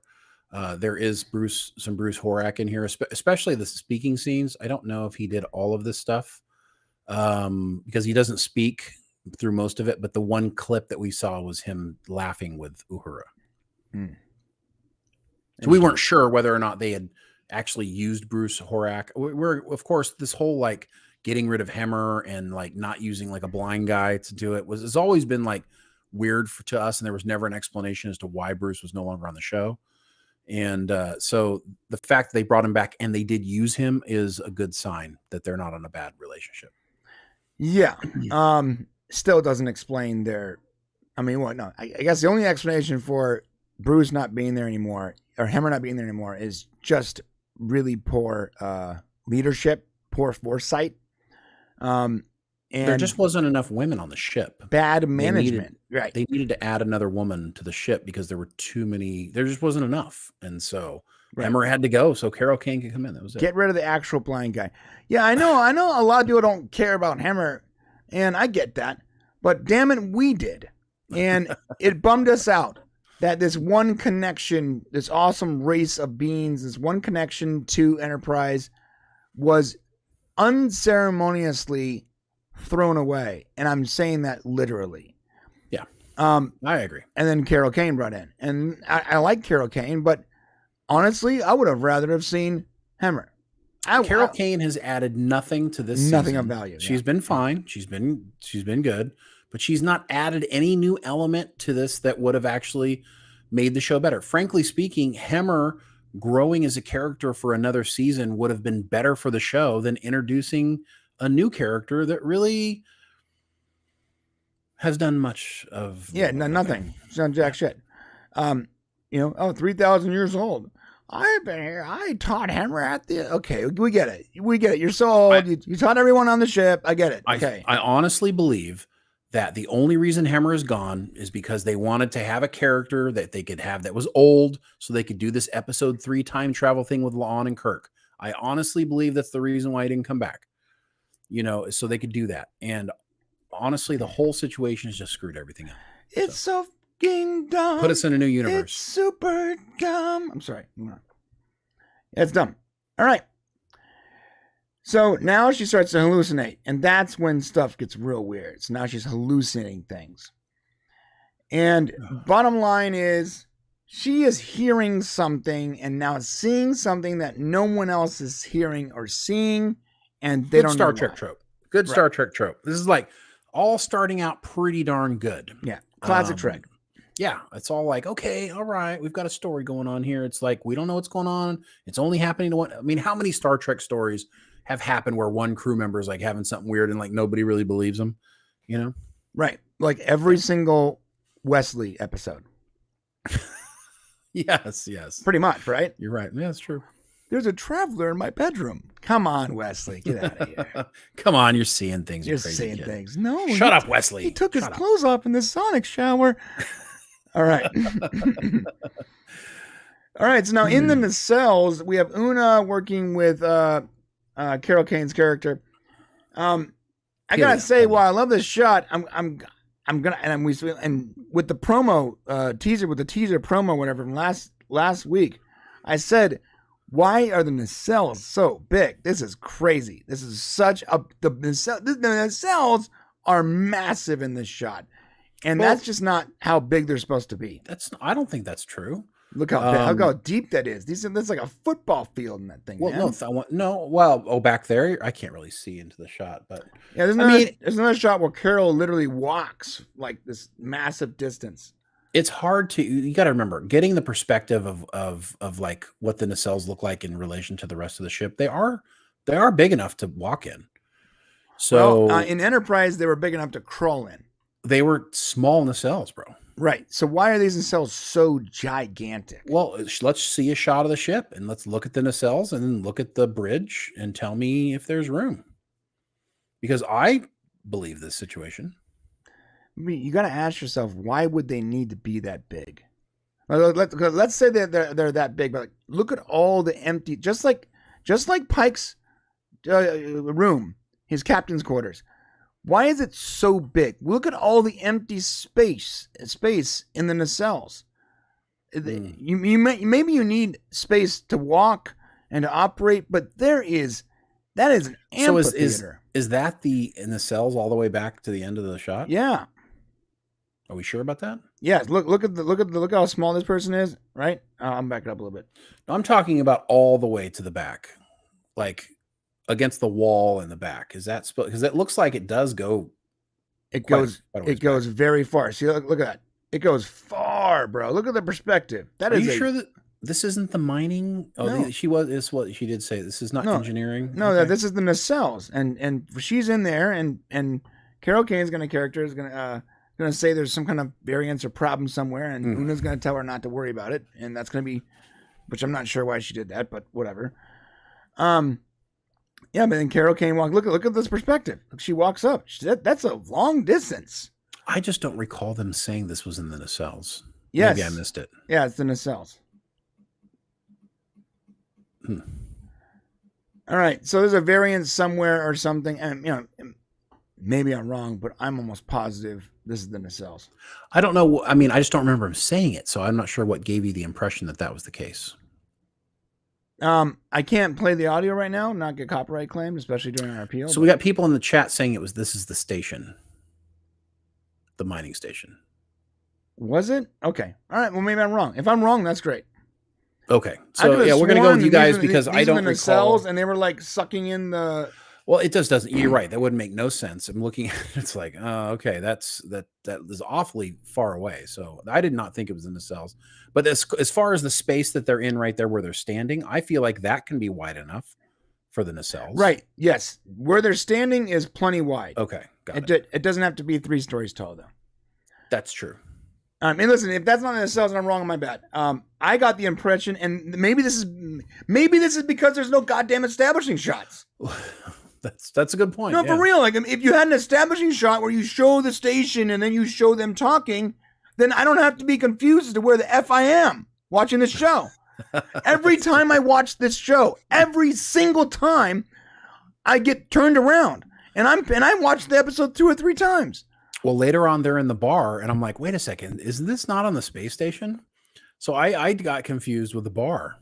I'm like, does the Enterprise have a bar on it? You need establishing shots in film and in media. The audience needs to know where the hell you are. There's definitely a bit of confusion for sure. It's obvious.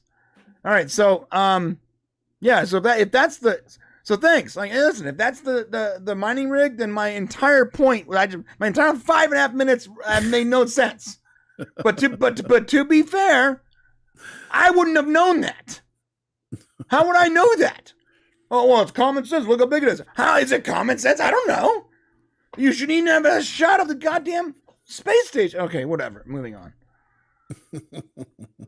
Carol Kane is like, there's something wrong with this part of the ship. Una tells her not to worry about it. Una has like this weird attitude for some reason with Carol Kane's character, Pelia.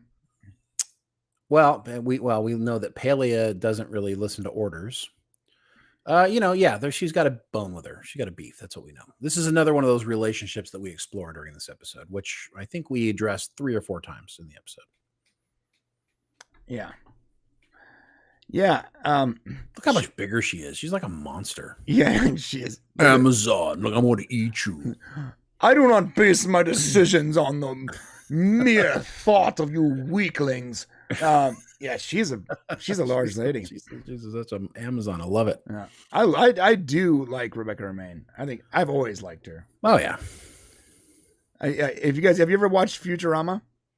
I haven't. No. Okay. If the chat has watched Futurama, you will know this reference. Ready? Whenever I see Rebecca Romaine, I think death by snoo snoo. And that's where I'll leave that. Death by snoo snoo. If you know what that means, throw me a chat. All right. Now she's having nightmares. She's on another planet. Dude, for half a minute there, I was like, who's the guy in the do-rag?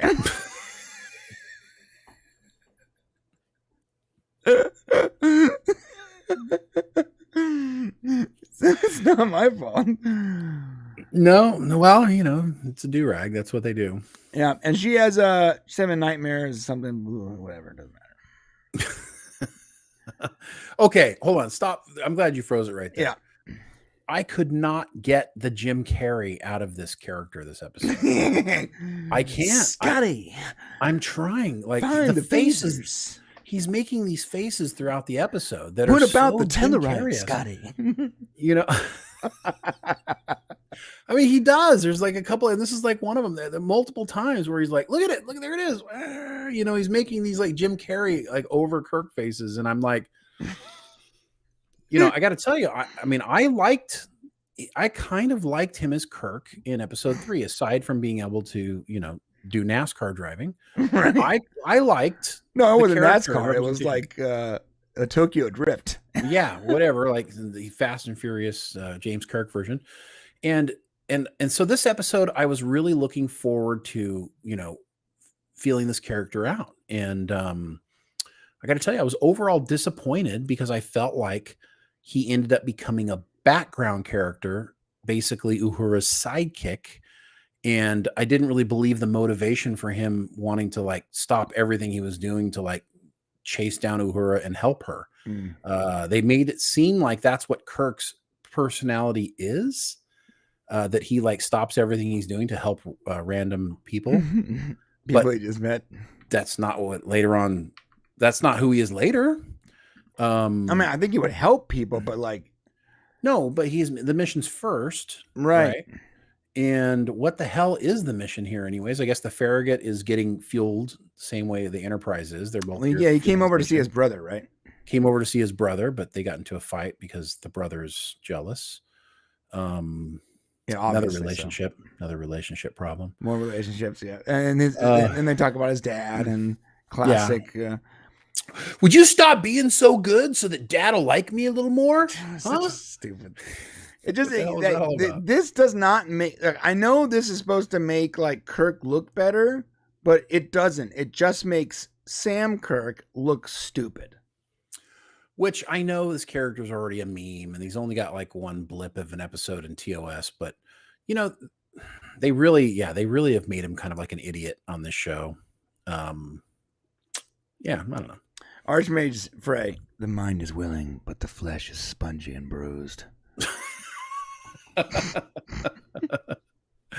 So I will say that I did not like the Kirk character in this episode at all. I didn't mind Kirk this episode.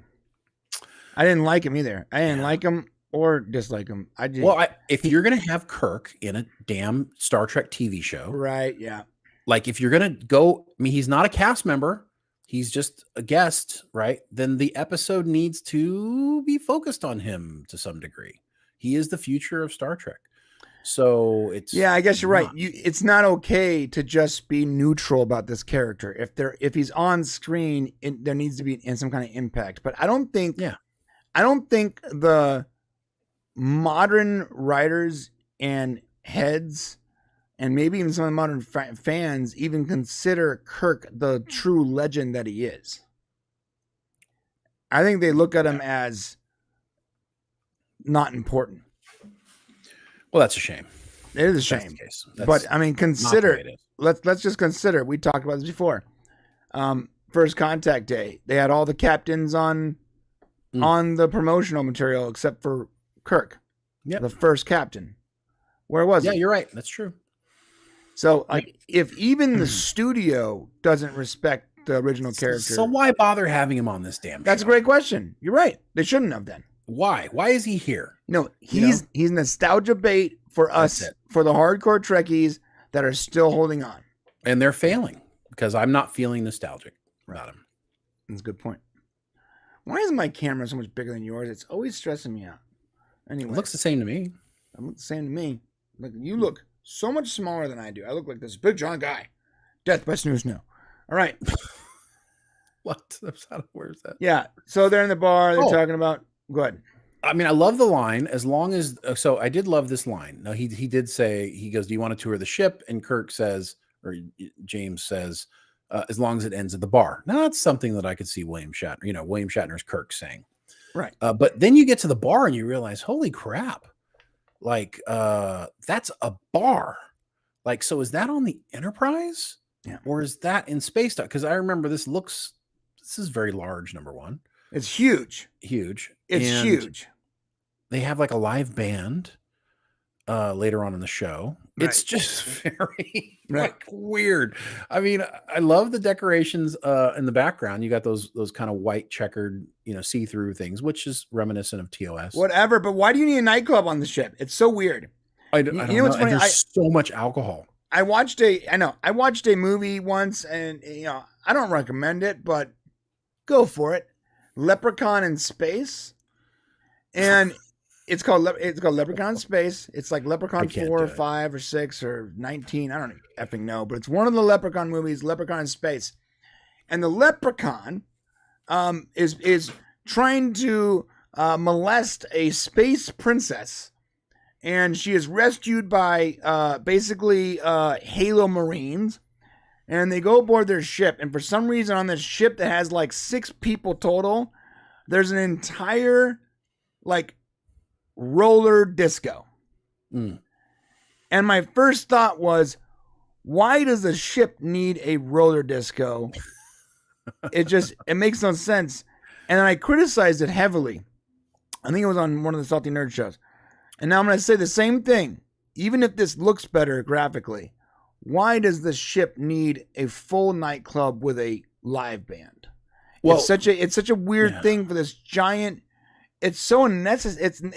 It's not that it's unnecessary, but it doesn't even make sense for the time period. It doesn't even make sense for TNG's time period. Go ahead. Well, in TOS, it's not like this. I mean, there was a small recreation room, and I'm sure you could get a beverage if you needed to, but this is just ridiculous. Can you put up the website and all that overlay again for people who want to support us? Because somebody's asking about the super chats. Yeah. We can't do that only on this level, only here.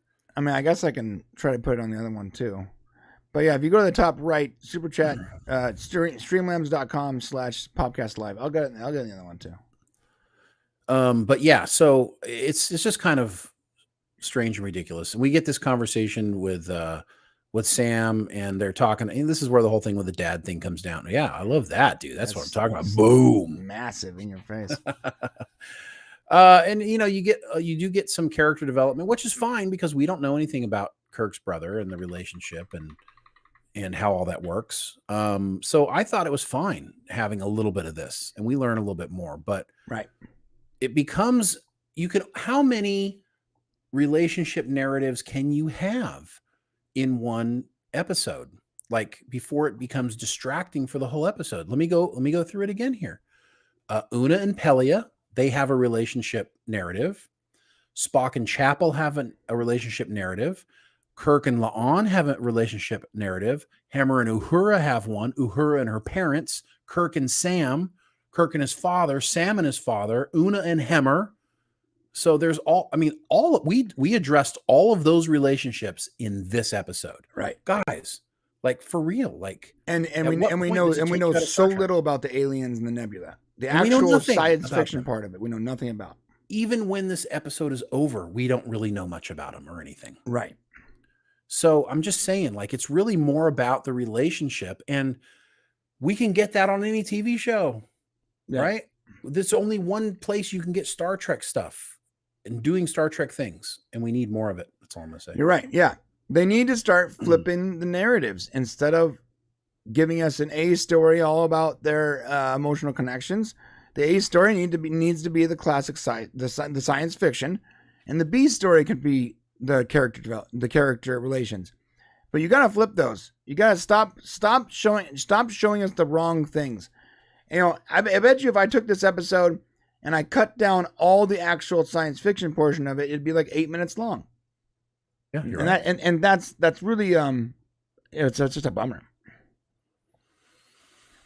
All right, we're back to this. She found the problem. I looked at it even though I told you not to, and so Pelia found the problem. That's it. Yeah, she uncovered it, but she did it by disobeying orders. Right. And so we run into this situation where, is this, I don't know. I mean, like, if this is the road they want to go on where people don't listen, don't follow orders, I kind of hate that. And it seems like there's a lot of not following orders happening on this version of Star Trek. Right. I'm watching Star Trek Voyager right now. because I love Star Trek Voyager and I just want to watch it over and over again. But there are moments and times when people don't follow orders, but it is so rare. And it is so dire when it happens, like when Chakotay decides he's gonna chase down and take down when what's her name backstab him, the Cardassian. Oh, I don't remember. But there's a couple times when orders aren't followed and there's repercussions, but it's like not following orders on this ship is like totally what's her cool. name? Seska, that's it. Is that it? Yeah, it's Seska. And so, but on this ship, it's like all the time orders aren't followed and people break rules, and it's okay. Even at the end of this episode, Pike will say, "Listen, if Starfleet asks, it was all my idea. Okay, I got your back." Like it wasn't your idea, but it wasn't.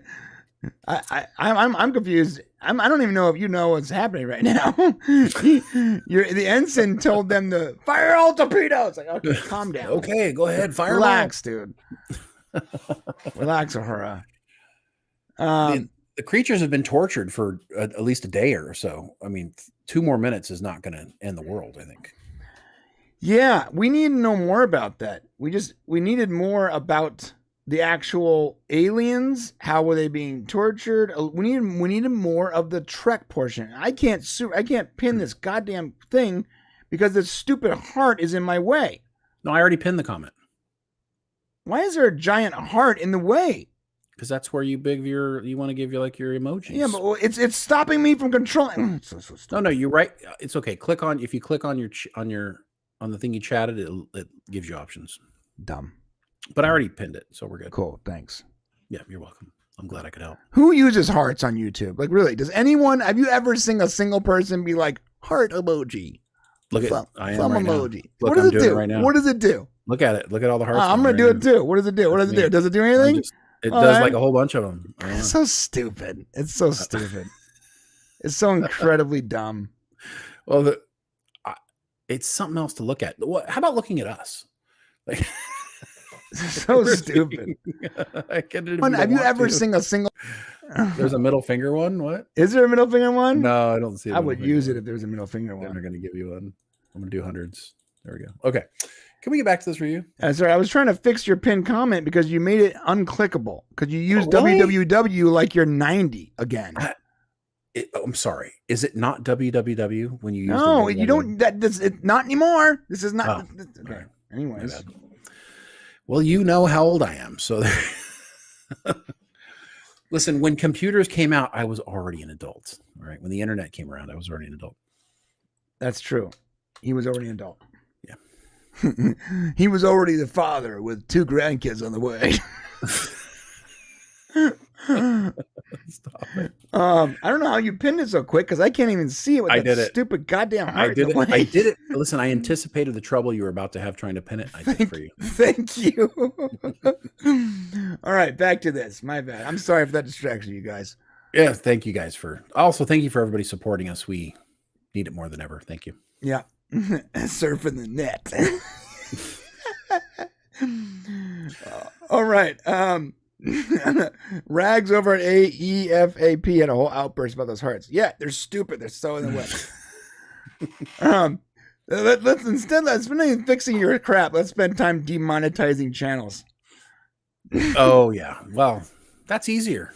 Yeah. All right. So basically Pelia goes, look, Una, the only way this is possible is if there was sabotage. She's like, oh, forget following orders. What do you mean sabotage? Yeah, we made a mistake, by the way. Right then, they should have had sabotage. I wouldn't have put it past them to have some Beastie Boys going. No, that would have been terrible. Terrible. Yeah, that's it. There's sabotage. That's why she disobeyed her orders. Remember, it's okay to disobey orders if the net outcome is positive. Remember that. Fair enough. That's not really a thing, but that's pretty much the way they've that every episode of Strange New Worlds is like, if the net outcome is positive, then it's cool. No big deal. You know what I learned from this episode? The only thing that they know about James T. Kirk is that he was good at chess. Because now this is 2 episodes in a row where they highlight his chess. they focus on his chess and his Lothario ways. He's been in 2 episodes. And chess is the thing that they've focused on the most. I'll tell you this. I did notice that like every time, like one of the women are like, "Oh, you're, don't hit on me. I'm not interested or whatever." He's like, "What are you talking about? I'm not. I'm just trying to be friendly." Almost like they're trying to rebuff the idea that Kirk was a Lothario. Maybe he was just looked that way or something. I just think it's weak dialogue, weak writing. Yeah, you're probably right. It's just like they have to have like start a conversation between the two, and like that's the obvious thing is obviously he'd be hitting on somebody. Right, of course. The other thing that they know. Look, old man, I'm not interested, okay? All right, so remember, did you mention Kirk and Chapel, right? She doesn't want to put a label Spock on and it. Chapel. I'm sorry, Spock and Chapel. She doesn't want to put a label on it or whatever. Boy. What? Boy. Okay. Remember, there's some scenes where she's looks like a girl, looks like a boy. Oh, I see. Boy. Boy. Girl. Yeah. Boy. Girl. Whatever. You're completely wrong. There was a Discord. Someone put in Discord how Brian sees Chapel and how Shane sees Chapel. Yeah, really? It was really funny. I missed that one. The one, it looks like a sultry Chapel. The other one looks like a straight up a boy. Like a fuck. That's it. That's how I see it. All right, whatever you're saying. I think she looks great. It's probably tough because I have a 19-year-old daughter, and so like it's very hard to see young girls as attractive. All right, whatever you say. I think you're nuts. Don't worry, your girls are still young. Wait till they're older. You'll see. That's wow. How dare you put that on me? You're like, never. No, trust me. If you had a hard time, if you tried to donate on Streamlabs, if you put a URL in the share media, try taking it out and then changing the quantity. That happens sometimes. Sorry. All right, back to this. All right. So Spock, Chapel, blah blah blah blah blah. Who cares? Ensign Uhura, by the way, I thought you were supposed to be resting. Okay, once again, I'm completely ignoring orders. Yeah, I'll give it. Spock was definitely very Spock-like this episode. Yeah. We didn't see him much, but he was, unemotional Spock. It was good. So she's trying to figure out what her problem is. So she gets Your Vulcan buddy should protect his queen. When you went over there and interrupted him, you got him a little sidetracked, and now he's going to be checkmated in 2 moves. Hey, your Vulcan buddy over there. Shut up. Hey there. Simmer down now. And then her first response is, "Don't hit on me." You're like, dude, you're on a starship. You're at a social event, a bar. Is just get out of here with that. I love his comment is like, you sat next to me. Right. That's the one thing. Like, they're not painting him as this weird. They're highlighting it, but then they're walking it back, kind of thing. What do you mean? You know what I mean? Well, they make him out to be like she's expecting him to be a Lothario, but then he's not. Oh, I see. Yeah, that makes sense actually. Yeah. Here's that image, by the way. Oh, you have it? Yeah. It's really funny.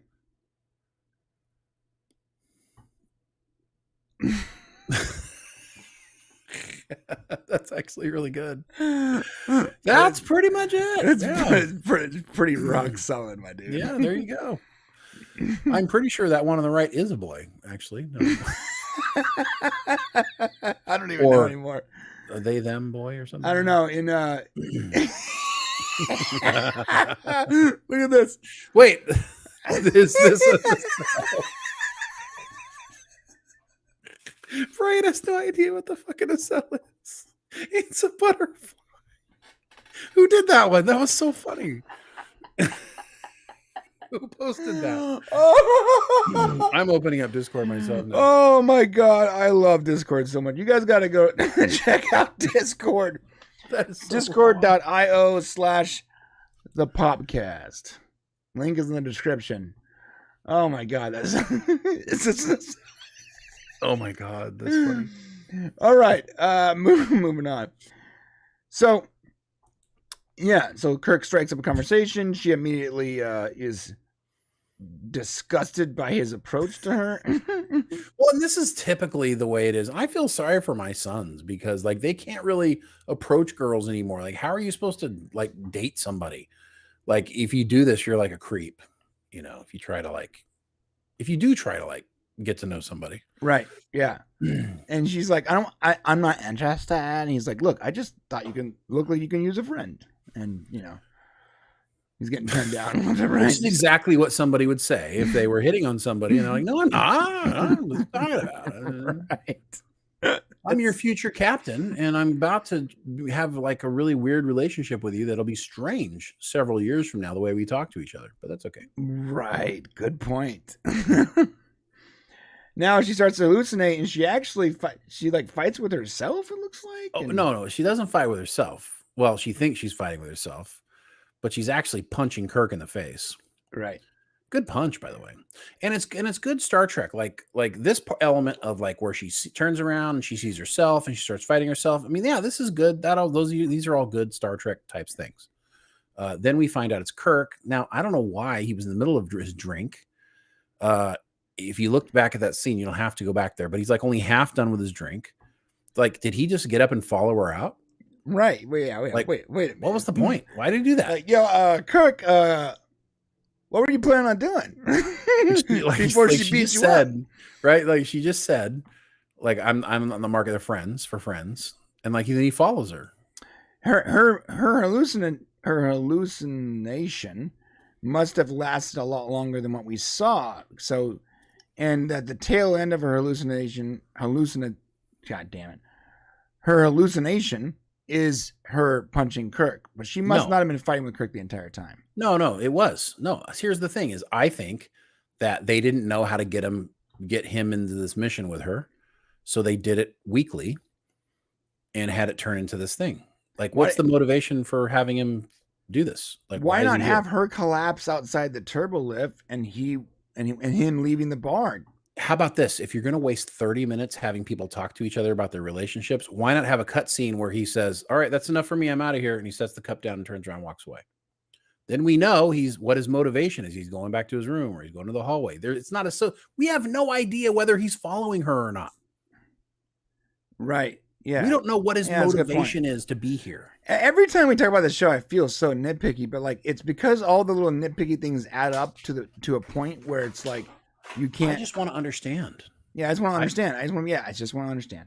I want to know why this happened. Like, why did he not listen to her? Did he disrespect her? No, what you should have done was her hallucinate, her get knocked out by her fake self, and then come to, right? It's all blurry, and you have James Kirk. Hey, are you okay? That foggy. Yeah.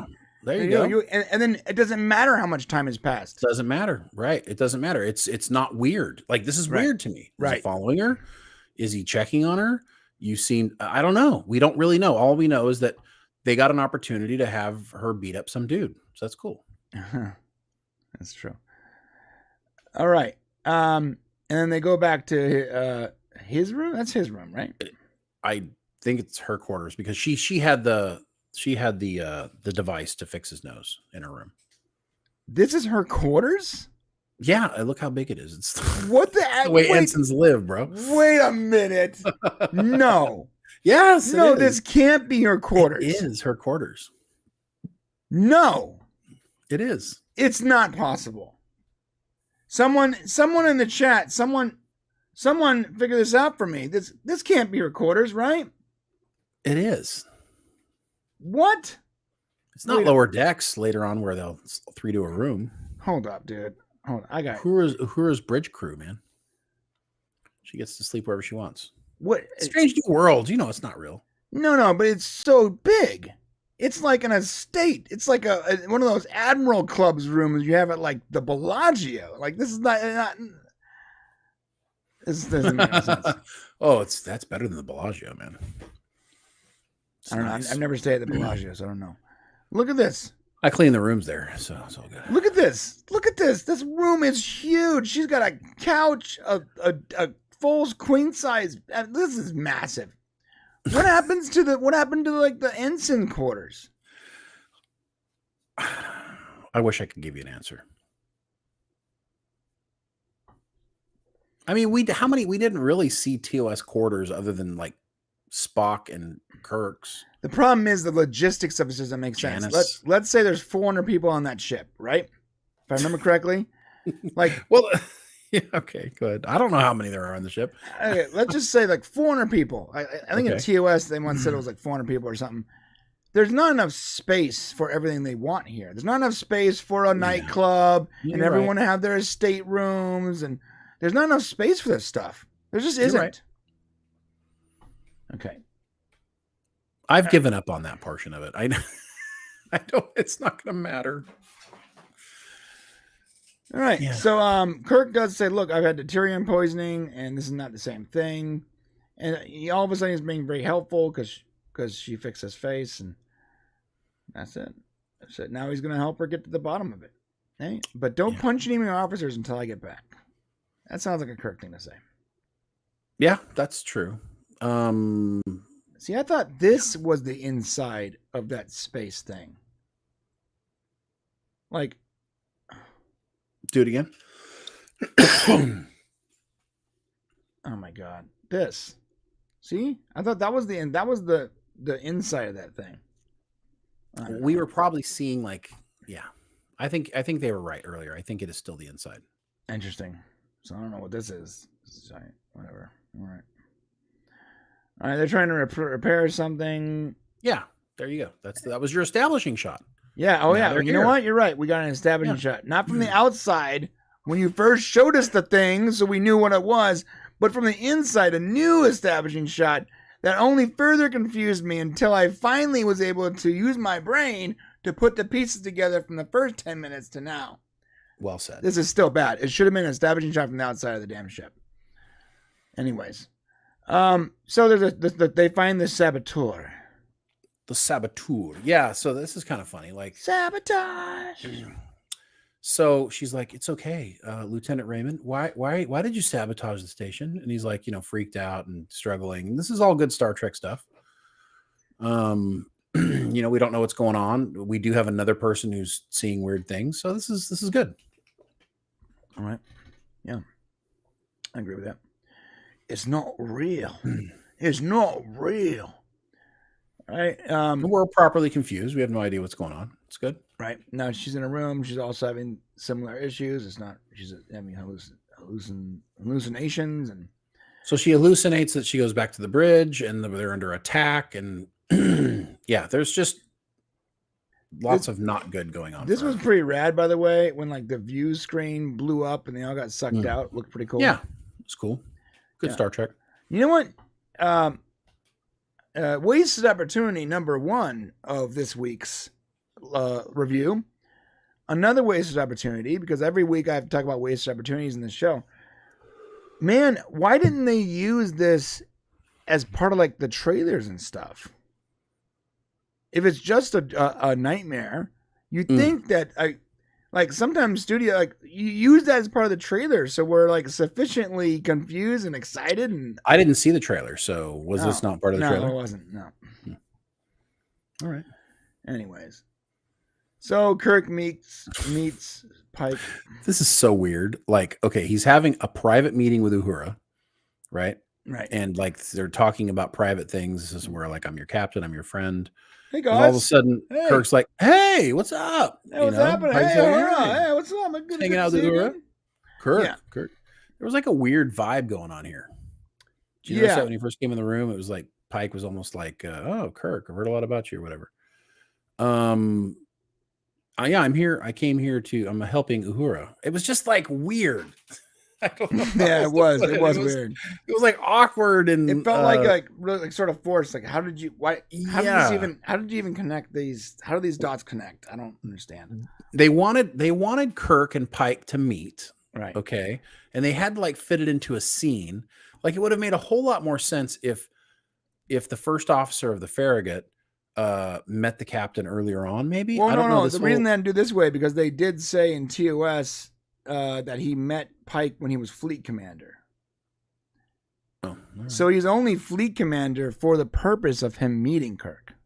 Okay. Well, but I'm saying he could have met him anywhere else in the episode, not while he's having a private, like, are you Yeah, okay that's Uhura true. moment. Yeah, That's why just- not? Why not meet him on the, I don't know, in the transporter? You know, like Or at the normal. bar or in his kitchen. I Yeah. will say this is You the know one what? episode There was where no Pike is not cooking. cooking. Yeah, No, and I Pike did didn't not miss cook. it for a second. Yeah. Yeah. Yeah. All right. So we would have been complaining if he would have been like, if he'd walked into his quarters and said, Captain, he's like, Kirk, let me show you how to make a bologna sandwich. Come on. Yeah. Man. All right. So now they got to catch this weird. This is so dumb. Okay. I'm sorry. This is all freaking ridiculous. Look, these guys smiling. Talk about writing for like not knowing how to write something. This guy escapes. Get it out. Get it out, Shane. This guy escapes, right? And this guy, look at now, he has a phaser, point blank range. He's going to miss him. Okay.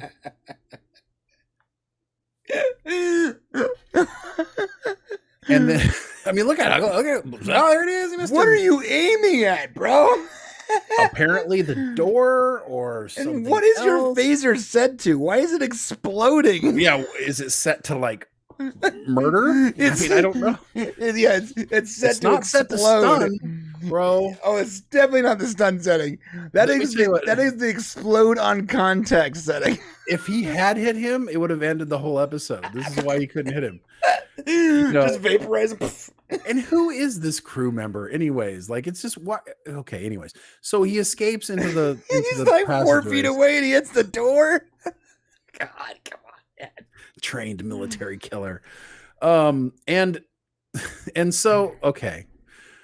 So they decide to go after him. And I got to tell you guys, for like the next 5 minutes, they're going to treat this guy like he's a serial killer in darkened hallways that they're fearing for their own life that he may kill him. In fact, we run across a crew member that he has somehow stabbed or like cut them in half or something. It got really like Jason weird. Like this guy's supposed to be like Freddy Krueger. I don't know. Like Scream 7. Right. Star Trek. And then like they're walking around and they're talking about like their relationships and stuff. And all they're doing is Stab trying to 19. find this guy. Right. So weird, man. Yeah, It it just- got weird. Like, what's the theme of this? Definitely, it went from like relaxed to emotional to mysterious, science fiction. Now we're in horror. It's like pick a theme. You know, you can merge themes, you can blend things. That's fine. But like, this is really sort of messy and all over the place, to be honest. And what is that guy capable of? Like he's just a crew member. Every shot, by the way, He was doesn't have a weapon. Yeah, he doesn't have anything. Yeah, what's he? Yeah, what is he using? His teeth? Like, He's come a on, guy bro. you're chasing down the hall, for the love of God. Hey, you don't have sensors? You don't have sensors? Someone activate the sensors and find the guy who's not supposed to be there. Come on. I don't know. I think they may not have that ability to pinpoint people I at don't this know. time. But my thought, I just realized that pretty much the entire Una and Carol Kane is Hellion. completely. What's that? What's her name? Pellion, Commander Hellion. The entire Una Pellion story, 100% unnecessary. Yes. It adds nothing. As is almost every relationship in this episode is unnecessary. It adds nothing. All of them. Spock Chapel, totally pointless. We didn't need it. Didn't need another reiteration of where their relationship stands. It was not necessary. Interesting. Look at the Kirk Sam stuff, maybe since Kirk, but it's not a Kirk episode. This is an Uhura episode. I don't mind the Kirk Sam stuff if then they're gonna focus on Kirk and like maybe he's like sort of treating her like a sibling the way he would his brother. That you argue. I can see that thought process, but like Spock Chapel, we needed nothing. We didn't need that whatsoever. And all of the Una Pellion stuff adds nothing to this whatsoever. Of course, they had to force in a Kirk on moment. That's true. They had to do that. I mean, Is it no, they Pelia? didn't have to. Sorry, They didn't need Pelia. They didn't have to. No, they had to because that's what they do. No, but they didn't have to. Yeah, Like, but I hear what you're people would saying, be but they like, didn't well, have to. Isn't Long gonna want to see Kirk after she had the butterflies for him in that episode? No, treat it like all other Star Trek episodes and just let this episode be about itself. That's the problem. Like all other Star Trek episodes, you would sometimes go 4, 5, 6 episodes before addressing something else that, that it happened. Then the characters would actually just be professional. I don't mind her. Like, it's okay if she is the security agent because she's chief of security, right? She should be on board when some dignitary or someone important beams on. Maybe that's where they meet briefly. That's not what happened here. I know. I'm saying you could have had your cake and eaten it too if you had written it properly. I'm just saying you don't need one more anyways, fine. That's fine. They're all gonna have their relationship moments. Yeah, and look at their weapons. Like he's going to hurt them immediately as soon as he's unarmed. He's crazy. He's running off. I don't know. They do look silly as hell. Dun dun dun dun dun dun. Dun. Now Stark. Dun dun dun dun. And I was like, now the lights are off. He cut the power. Oh my god. He cut the power in the ship.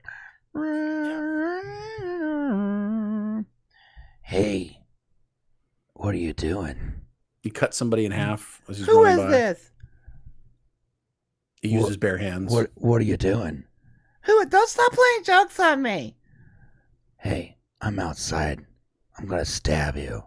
Oh. What the hell are you talking? What are you doing? So every opening of Scream, when somebody calls and like, what are you doing? Who is this? Stop playing jokes. Just reminded me of that. I was waiting for that rent. I was waiting for like the comms to come and be like, want to play a game? That would have been more interesting. That would have been funnier. Yeah. So here now now she wants to go off on her own to go back to sickbay. Yeah, that's a great idea. He's fine. Yeah, that's a great idea. Yeah. Well, he didn't want to let her go, but she insisted. But then she didn't go to sickbay, so it's all good. Yeah. And she finds the access. She's the one who finds it. Obligatory bloody handprint. All right.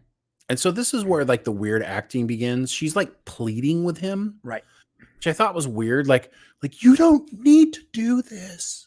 You don't need to. And I'm like, you go back and watch it again. You'll see what I'm talking about. It's like she's desperate for him to understand her. And I don't know why they chose this. I used to have a cat named Camille. What? Yeah, I don't understand. Like, what? Why did she do that? Like, I know she's like trying to make this personal connection with him, but it was like, yeah, I don't know. It was just really like over the top, in my opinion. Yeah, Kenneth the Rook has a good point. I don't know why they can't use the computer to help find the guy. They have badges. Are the badges not trackable? Not be. They must not be. He's trying to sabotage it. No, this was really cool. Right before the thing explodes, Kirk jumps in there, grabs her, and says emergency transport. It was awesome. That was a Kirk moment. Yep, that was a heroic Kirk moment. I loved it. All the stuff leading up to it was completely pointless, but She doesn't shoot him. She could have stunned him. What the hell? Like, why not stun his ass? Why have a conversation with him about it? I don't want to do this to you. I don't want to shoot you. You guys realize they have stun settings on these weapons. Yeah, use a stun. Yeah, there's a stun. It doesn't look as cool though. Like when you miss, you want the wall to explode in sparks. Right? No, you know what'd be funny if they showed that guy. He's like looking at the setting. He's like, oh shit. That could have been bad. Then he's like, oh. He looks at the settings. It's like stun, kill, annihilate. He's like, my bad. Like, just pop that back down. Whoops, nobody saw that. All right. He gets blown out into space and he dies anyways. He dies anyways, and he freezes or whatever. Cool graphic there. Cool CG thing. Yeah, and chilling. Now this is the start of the actual third act. So that was like the pseudo third act that you get before you realize there's actually a deeper problem afoot. Yeah. And we get more on. This is all complete waste of time. This is all of this time could have been used to learn more about the damn actual aliens and the nebula and all that stuff. I haven't forgotten that you owe me a drink. Haven't forgotten. You owe me a drink. Look on. I might have actually appreciated that a little more. I might have appreciated it. You should have gone full Jim Carrey. Yeah, just gone full. Go all the way, man. You might as well give us that version. Yeah, just go full tilt. All right, blah blah blah. When you were a kid, did you notice how he broke down and gave his entire sad story? Yes, I do. And now you have this moment where you think that Kirk, he's contemplating whether he should even be in Starfleet Talon, right? Should I follow in my father's footsteps, or am I doing the right thing even being here? I don't know who the fuck you are. I'm going to tell you everything about me and my insecurities and everything in this one moment in the fucking passageway. This is where things happen. Yeah, and Shane is completely right. Remember, it doesn't matter what you remember. This is not the same Kirk that we saw in 3. That was a timeline that was pruned from branches. So this is a completely different Kirk. Yeah, that Kirk had a dystopian life. Remember? Right. He would be a complete different version. Right. This Kirk has never met La'an other than that one communication where she asked him for Sam's file. That was it. So to then accost her with his life story, like she's a therapist, is just weird. It's weird. That's what we do in Star Trek these days. No, but see, and the audience, it's tricky because the audience looks at it and goes, well, I remember them having a connection, except for they didn't. That's what makes it lazy. Whoever wrote this was like, well, no, this is completely normal and fine because they have the connection, but they're not considering the fact that what they needed to create a new connection. She had a connection with the other Kirk, but now it needs to be redone, and it can't be so easy as he's she tells him, okay, I'm moving on, and then all of a sudden he's like, wait, I desperately want to get to know you more right now in the hallway. Let me get to know you. I don't understand why. Hello, La'an. I don't understand why they need, you give it more time. See, that's the other problem with having 10 episodes. So, I kind of understand to some degree why they're shoving all this down our throats because it's 10 episodes.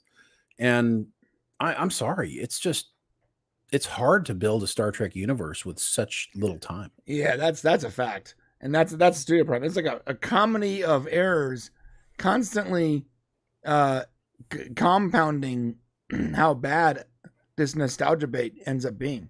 Yeah, and by no means am I criticizing any of the actors. I do think that there are good actors on the show, and I think they're doing exactly what they've been, asked to do, and they're doing it well. I definitely huge kudos to those people making the best of their situation. And it's more of a problem with writing and setup and priorities. I think it's a priority problem. What should Star Trek's priorities be? Oh, emotion. Telling Star Trek stories. Yeah. Yeah, character, development, relationships, emotional stuff. Mm-hmm. So finally Una explains to Pelia why she doesn't like her, and it's because she's a space hippie. Now, I wonder if they would know what hippies are. No. Probably not. Most people wouldn't know. Space hippie. I can't even. I don't even know. Before hippie, there's probably another word for someone that was like que sera, sera, and I don't know what that word is because I'm just talking about in the future. That's what I'm saying. From my perspective, I know hippie because I grew up with that word, right? Yeah. But before that, I don't know what that word would have been. So in 300 years, they probably wouldn't know what that word is either. Well, I don't even know if the kids today know exactly what a hippie is. That's true. They probably think it's like every Beatles fan. I'm assuming. Fair enough. Yeah. And Pelia here, the thing with her is that she apparently doesn't take care of her uniform and she eats food and lets it crumbs go all. She's saying all these reasons that she doesn't like her, but of course we eventually learn this is not why she doesn't like her. She's like, funny, how did you even get crumbs in your uniform? I didn't even see you eat. When did you eat? When did you eat? It was kind of funny. Sort of funny, All right. Moving on. So now we're back to them trying to figure out what's wrong with her. I feel like we were just here. Like, Jesus. Well, Uhura figures it out, right? And then she explains it to him. And this is one of my other problems with the episode is like Kirk never is a part of the solution. Right. Like he doesn't help her figure it out. She basically just tells him what it is, and then he agrees with her and then believes her. You know, there's really no proof. It would have been nice if this is why I say he's just a sidekick to her, because he doesn't actually solve any problems. The only thing he did is he beamed her out. This whole episode, it's really the only thing he does. Yeah, and consider this. It would have been good had they found the evidence together so that when she went to the bridge to get the captain to blow up the very important, very expensive Right. device, then there could have been an officer there with like, Captain Pike, she's right, blah, blah, blah. We saw this, whatever. Like, instead, it's completely based on just what she knows in her head, and there's no tangible evidence whatsoever. And what's up with the weird like nod that the Pike kind of looks at Kirk, and Kirk gives him the nod? Like, Kirk, dude, you don't know if it's real either. Yeah. Like, you know, and Pike's You don't like even know each other. Pike's like now depending on Kirk to approve her story. It was so weird. Yeah, how would she know? How would he know? No one knows. So weird. Yeah, so and I lost my parents, my brother, my cat. So now my we're dog. it's like, whoa, Crash, what's all final this? moments, blah blah blah blah blah blah blah blah blah blah blah blah blah, whatever, You know, whatever. Then Hemmer and like Hammer, my dog, and my cat, and my truck. And is she about to start singing a blues song? yeah, no, country music is coming next. I lost my dog. All right. And then Hammer, more Hammer stuff. Blah, blah, blah. She figures it out. Let's move on. Now they have the whole. Now they bring in, of course, Sam, who is this. You know, this is like his area of expertise. Yeah, he's like some kind of archaeologist or something. I don't even know. Maybe like botanist? Well, what is he again? It's like he's like a astro alien. Alien. He's like whatever it is. These alien creatures are his specialty. He's an astro alien. Xenomorph astro advisor. alien. Xenomorph MRI technician. I don't know. and look at it. Look, just so you know, he has his own lab, and it's fairly large, with all of his cool little specimens and everything. Just You're remember right. that. He's got his own lab. Yes, this ship. I think it just might be the TARDIS. It has to be the TARDIS, right? The biggest ship of all time. This is fantastic. Everyone has their own little spots. Okay. Anyways, I will say there is a cool moment here where we kind of learned something about how the universal translator works. oh yeah, And that was a little Star Trek. And I'm like, oh, that's cool. yeah, that was cool. Like it takes little bits and pieces of languages and like somehow uses them. And I thought that was a nice explanation, actually. yeah, that was sort of cool. I like that. Later, Don, the Power Ranger. Thank you, sir. He's got to go. Oh, thanks, Don. Live long and prosper, man. Live long and prosper, sir. All right. All right. So then she goes, oh, we're killing the creatures in the nebula. I have no actual evidence of the creatures, but we're killing them.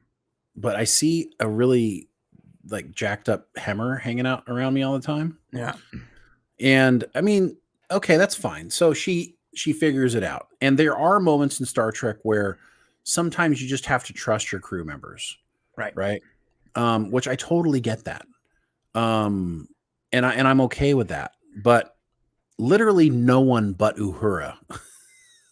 Usually you got a couple other shipmates who kind of understood, have seen it or You got to or have something participated in it, or- tangible. Yeah. there's got to be some like it's like what they want to prove here is that every one of these characters can essentially run the ship, or every character is as important as the next. I don't know what they're trying to I got to tell you, establish there, but it's a fascinating thing to see, because last night I was watching for the Stargate video. I was watching that episode of Stargate Atlantis where the little crystalline, there's like a crystalline sentient crystal, Mhm. and it gets in McCoy's head, and it's like going throughout Atlantis, causing trouble. And people at first don't believe the people that they're having like these problems. They think it might be a toxin or environmental. And Shepard gets into McCoy's head to help him. Mm. That was the way they executed that was perfect. It was science fiction. It added to the character development. It showed like them bonding over this problem, and why they trust each other. Not because they just happen to share the same city, but because he's in his head. He's seeing what he's going through. So you have the Star Trek and the sci-fi aspect of this new creature and this new problem and this new and how a solution to it, but you also get the character development, and you have your cake and you eat it too, all in 38 minutes. Yeah, why didn't Spock do a mind meld on Uhura? Right? Why not? Why couldn't he? Why? There's a character that has the ability to see thoughts. Yeah, Boom, right away. for the confirmation. I mean, it would have been good. I mean, I understand that they want Uhura to be as equally powerful as Pike. I do believe that that's like the goal of the show, is that none of the characters are more important than any of the other ones and cannot be more trusted or more. I know that they're trying to develop the story, which, I mean, it can be good to some degree, but there still has to be some sort of hierarchy. There has to be. You know, I don't care what anybody says. This is still a military-esque organization. You're right. There's some super chats. Thank you for letting us know, guys. From John Burns, 1960s Kirk, cool and hip. Now redneck. Now redneck Kirk. Redneck Kirk. Howdy. My dog. I'll take an old fashioned. Kenneth the Rogue, member for 27 months, my dude. Wow. Thank you, Ken. Wow. That's Thank awesome. you, sir. Michael Nemo for $5, trying to donate on Streamlabs, but the donate button is grayed out. I don't know why that is. It worked for me. I don't know. I'm sorry, bro. I appreciate you coming here and donating. That's very kind of you. Also for Michael Nemo, Michael. I'm bummed because I never finished this last episode and don't plan to watch this one. Yeah. I don't know if I'd be watching it. I mean, maybe I would watch. Maybe what I would do if we weren't reviewing every week is I would just sort of wait for it all to come out and just sort of binge it during a work session. That's probably what I would do. I will say I'm 20 minutes into next week's episode right now, and so far I'm okay with it. Yeah.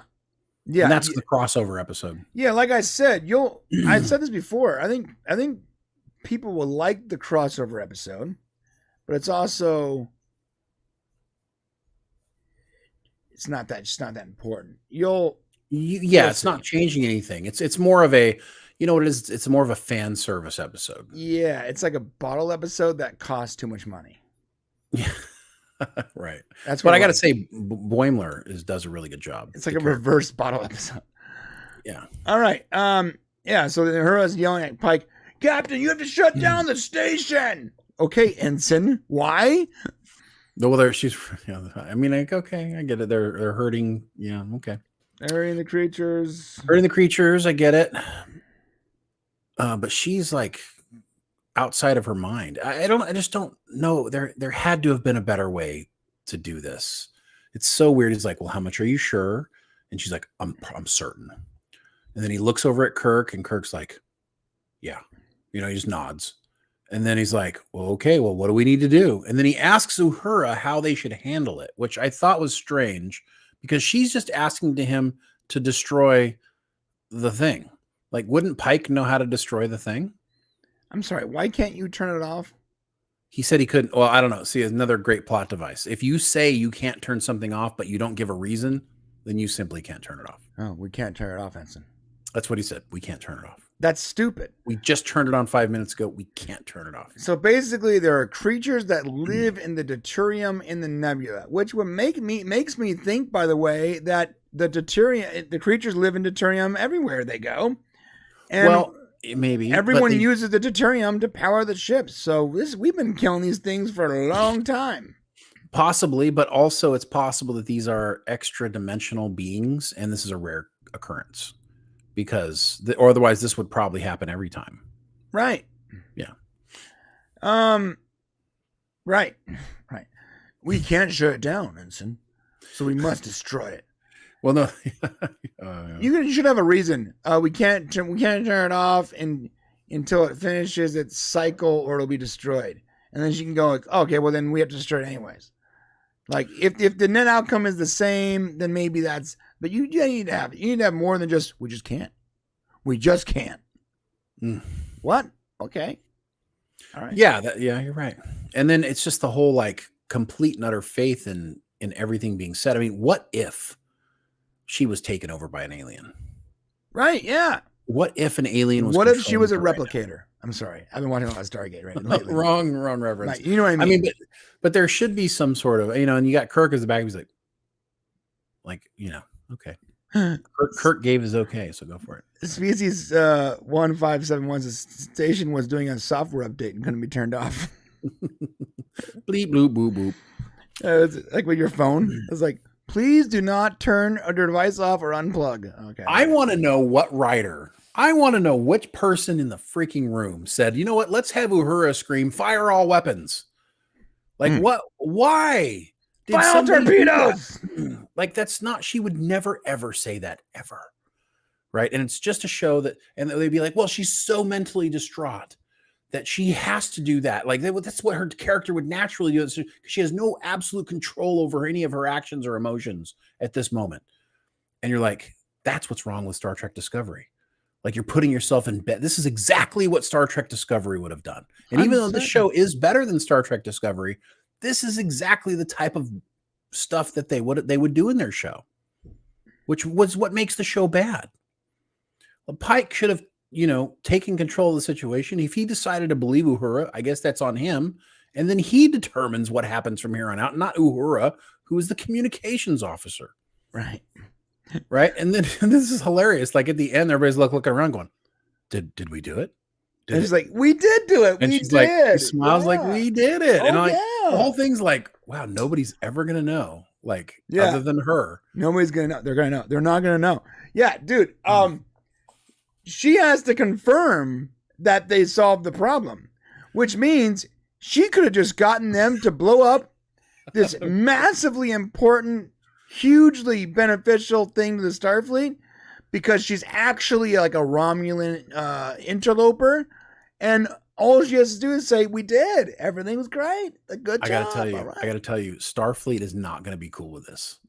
Like, here's the thing. Like, okay, we got it. So that we were killing creatures. Can you give us some proof that was happening? And Captain, well, my ensign told me it was happening. Yeah. And then they're going to be like, ensign went off her meds and said that she actually heard voices. So Starfleet just has to automatically believe Ensign Uhura was right. Yeah, and then she had waking nightmares, and we thought at first she might be hallucinating, but instead of going with that, we said, you know what? Let's blow up the giant station. Well, they did have another person on another ship also doing the same. That's true. So in all fairness, there was some sort of evidence, but I'm just saying, like, they really probably should have had a mind meld. What if they were both poisoned by something? Why not a mind meld? Why not a Spock is right there? Or any sort of evidence that everybody could finally see. Yes. Like that's what Star Trek ordinarily would have. Yes. Like a moment where everybody like sees the bright light or sees the alien or something happens where everybody suddenly is aware. Like, yeah. What if she modifies, she's like getting the controls. Let me show you, Captain. She's like doing the controls and like the Hammer characters like trying to show her. And then like you see like this thing materializing. Right. Yes. That would have been great to, that. There should have been something like that, but this is all about making sure we empower our character so that of course you would never question. You would never question what they say because that's not what we do in this world. We don't question, people who are on our side. We just do whatever they say, right? Isn't that the philosophy of that whole mentality? Hey, my philosophy, I question everybody and everything. Anyways, I mean, I'll trust people, but I trust people that generally give me the information that allows me to trust them. Like if someone just like, look, bro, I can't say anything about this, but I just need your car. No, what? Yeah, like if you just trust me. Well, Yeah. you need to tell me what you're gonna do with it, dude. Like, Yeah, if you came up to me and said, "Listen, I'm going to blow up your car right now. There's an alien in your car. I'm going to blow it up." I'm like, Yeah, what are you talking about? no, what are you talking? No, I'm not going. I mean, you're my brother, and I'm not going to allow you to do Yeah. We need proof, bro. Like, that. Under no circumstance am I just going to be like, "All right, well, you're obviously having some sort of personal issue here, dude, so we're going to do whatever you say." I've That's been just married for 20 crazy. years. I've been with my wife since we were children. I've literally known her my entire life. If she comes up to me and says, I sold your Jeep, I'd be like, give me a good reason. Just trust me. No, F you. Give me a good reason. Like, come on, man. Well, here's the reason. Okay, there were aliens in the engine, and I didn't want, and they were getting harmed by when your engine would turn on. Yeah. And so I just destroyed it. There you go. Yeah. That's pretty, We've been using deuterium for how long? Oh, and there's suddenly aliens in this batch? All right. since Enterprise NX-01, we've been using the Tyrum. So I don't know. Which, right. by the I way, mean- we're going to find out next episode, which I thought was sort of cool. Yeah, so anyways, then I'm going to need Admiral Nagawa. Yeah, you got some splaining to do, Pike. But of course, you're Pike. They're going to let you do whatever you want. Right. Oh, and then of course, we're not done relationship building. No, We we're learn- not done. She actually doesn't like Pelia, whatever, because she gave her a bad grade. Well, no, that isn't even the reason either. It's like, how many times are they going to like tell us something and take it away? Right. You know, it's like,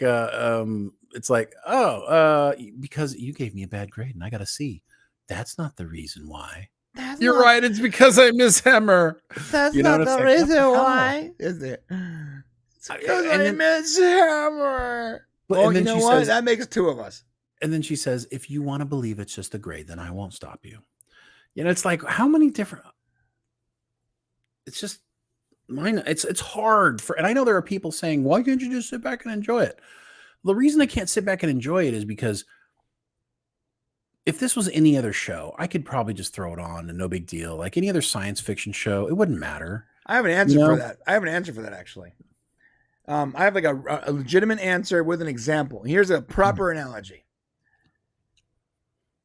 If you have, let's say you have kids, nephews, nieces, like small children, right?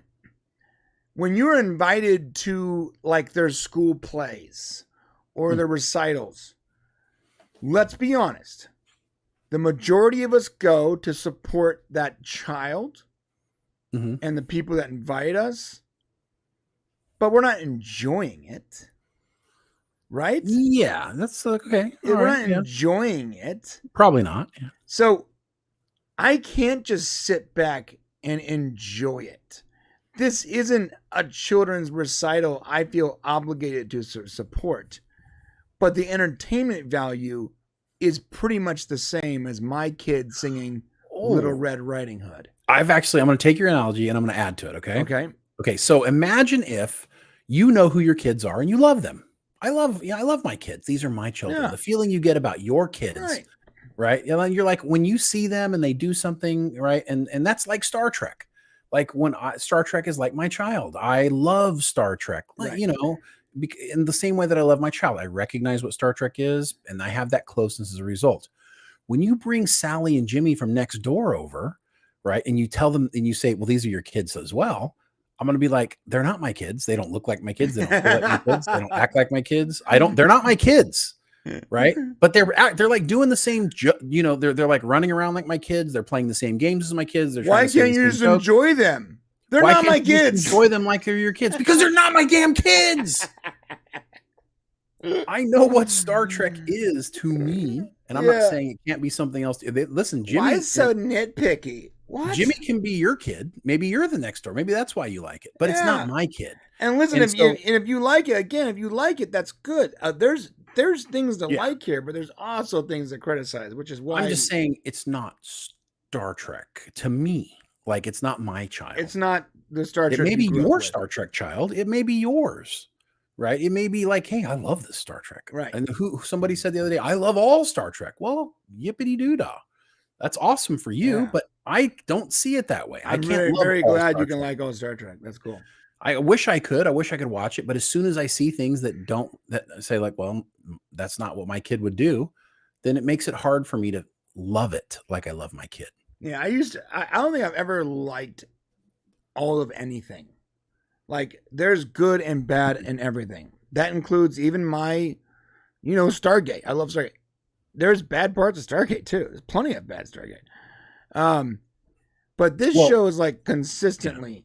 I'm not saying. I mean, there's bad episodes, I should say. Yeah. But there's consistent. This show is consistently not even doing the basics we talked about before. There isn't establishing shots when there should be. They spend way too much time on what should be the B or C story, and they only briefly touch on the A story as if it's the catalyst for the B story. When it should be the opposite of that. You should Relationship building is more important than right. Also, the relationships are more important than the story. And we don't have enough episodes, and the writing's kind of weak. And the characters don't line up with their future selves. I mean, I guess there's a ton of things to look at. I mean, there are moments in here which are great. Some funny moments. Some Spock was pretty much himself this episode. So I don't know. Here's the full band. And then they have this band, which, by the way, is made up of all women. So not only really, I went through, looked at it. All of them are girls. So the band's all. I mean, it's like listen, I'm not saying you need to like keep track of girls and boys here, but it's like really becoming obvious, like the difference in the number of men and women on this ship. Oh wow, yeah, it is all women. Look at that. Yeah, that's wild. That's wild. And there are plenty of good female drummers, but as a drummer, it's a rare occurrence. That is one of those instruments that require a lot of stamina that usually doesn't come easily to women. Isn't it usually crew members who perform? Right, it's just a random band. It's like they got uniforms on. It's like Jabba's palace on Tatooine. All right, and more relationship. Oh yeah, so we do have to mention the final. We got one more Sam and James problem, but we do get the Spock Kirk Uhura moment, which is basically a handshake. It's no big deal. Nothing weird happens here.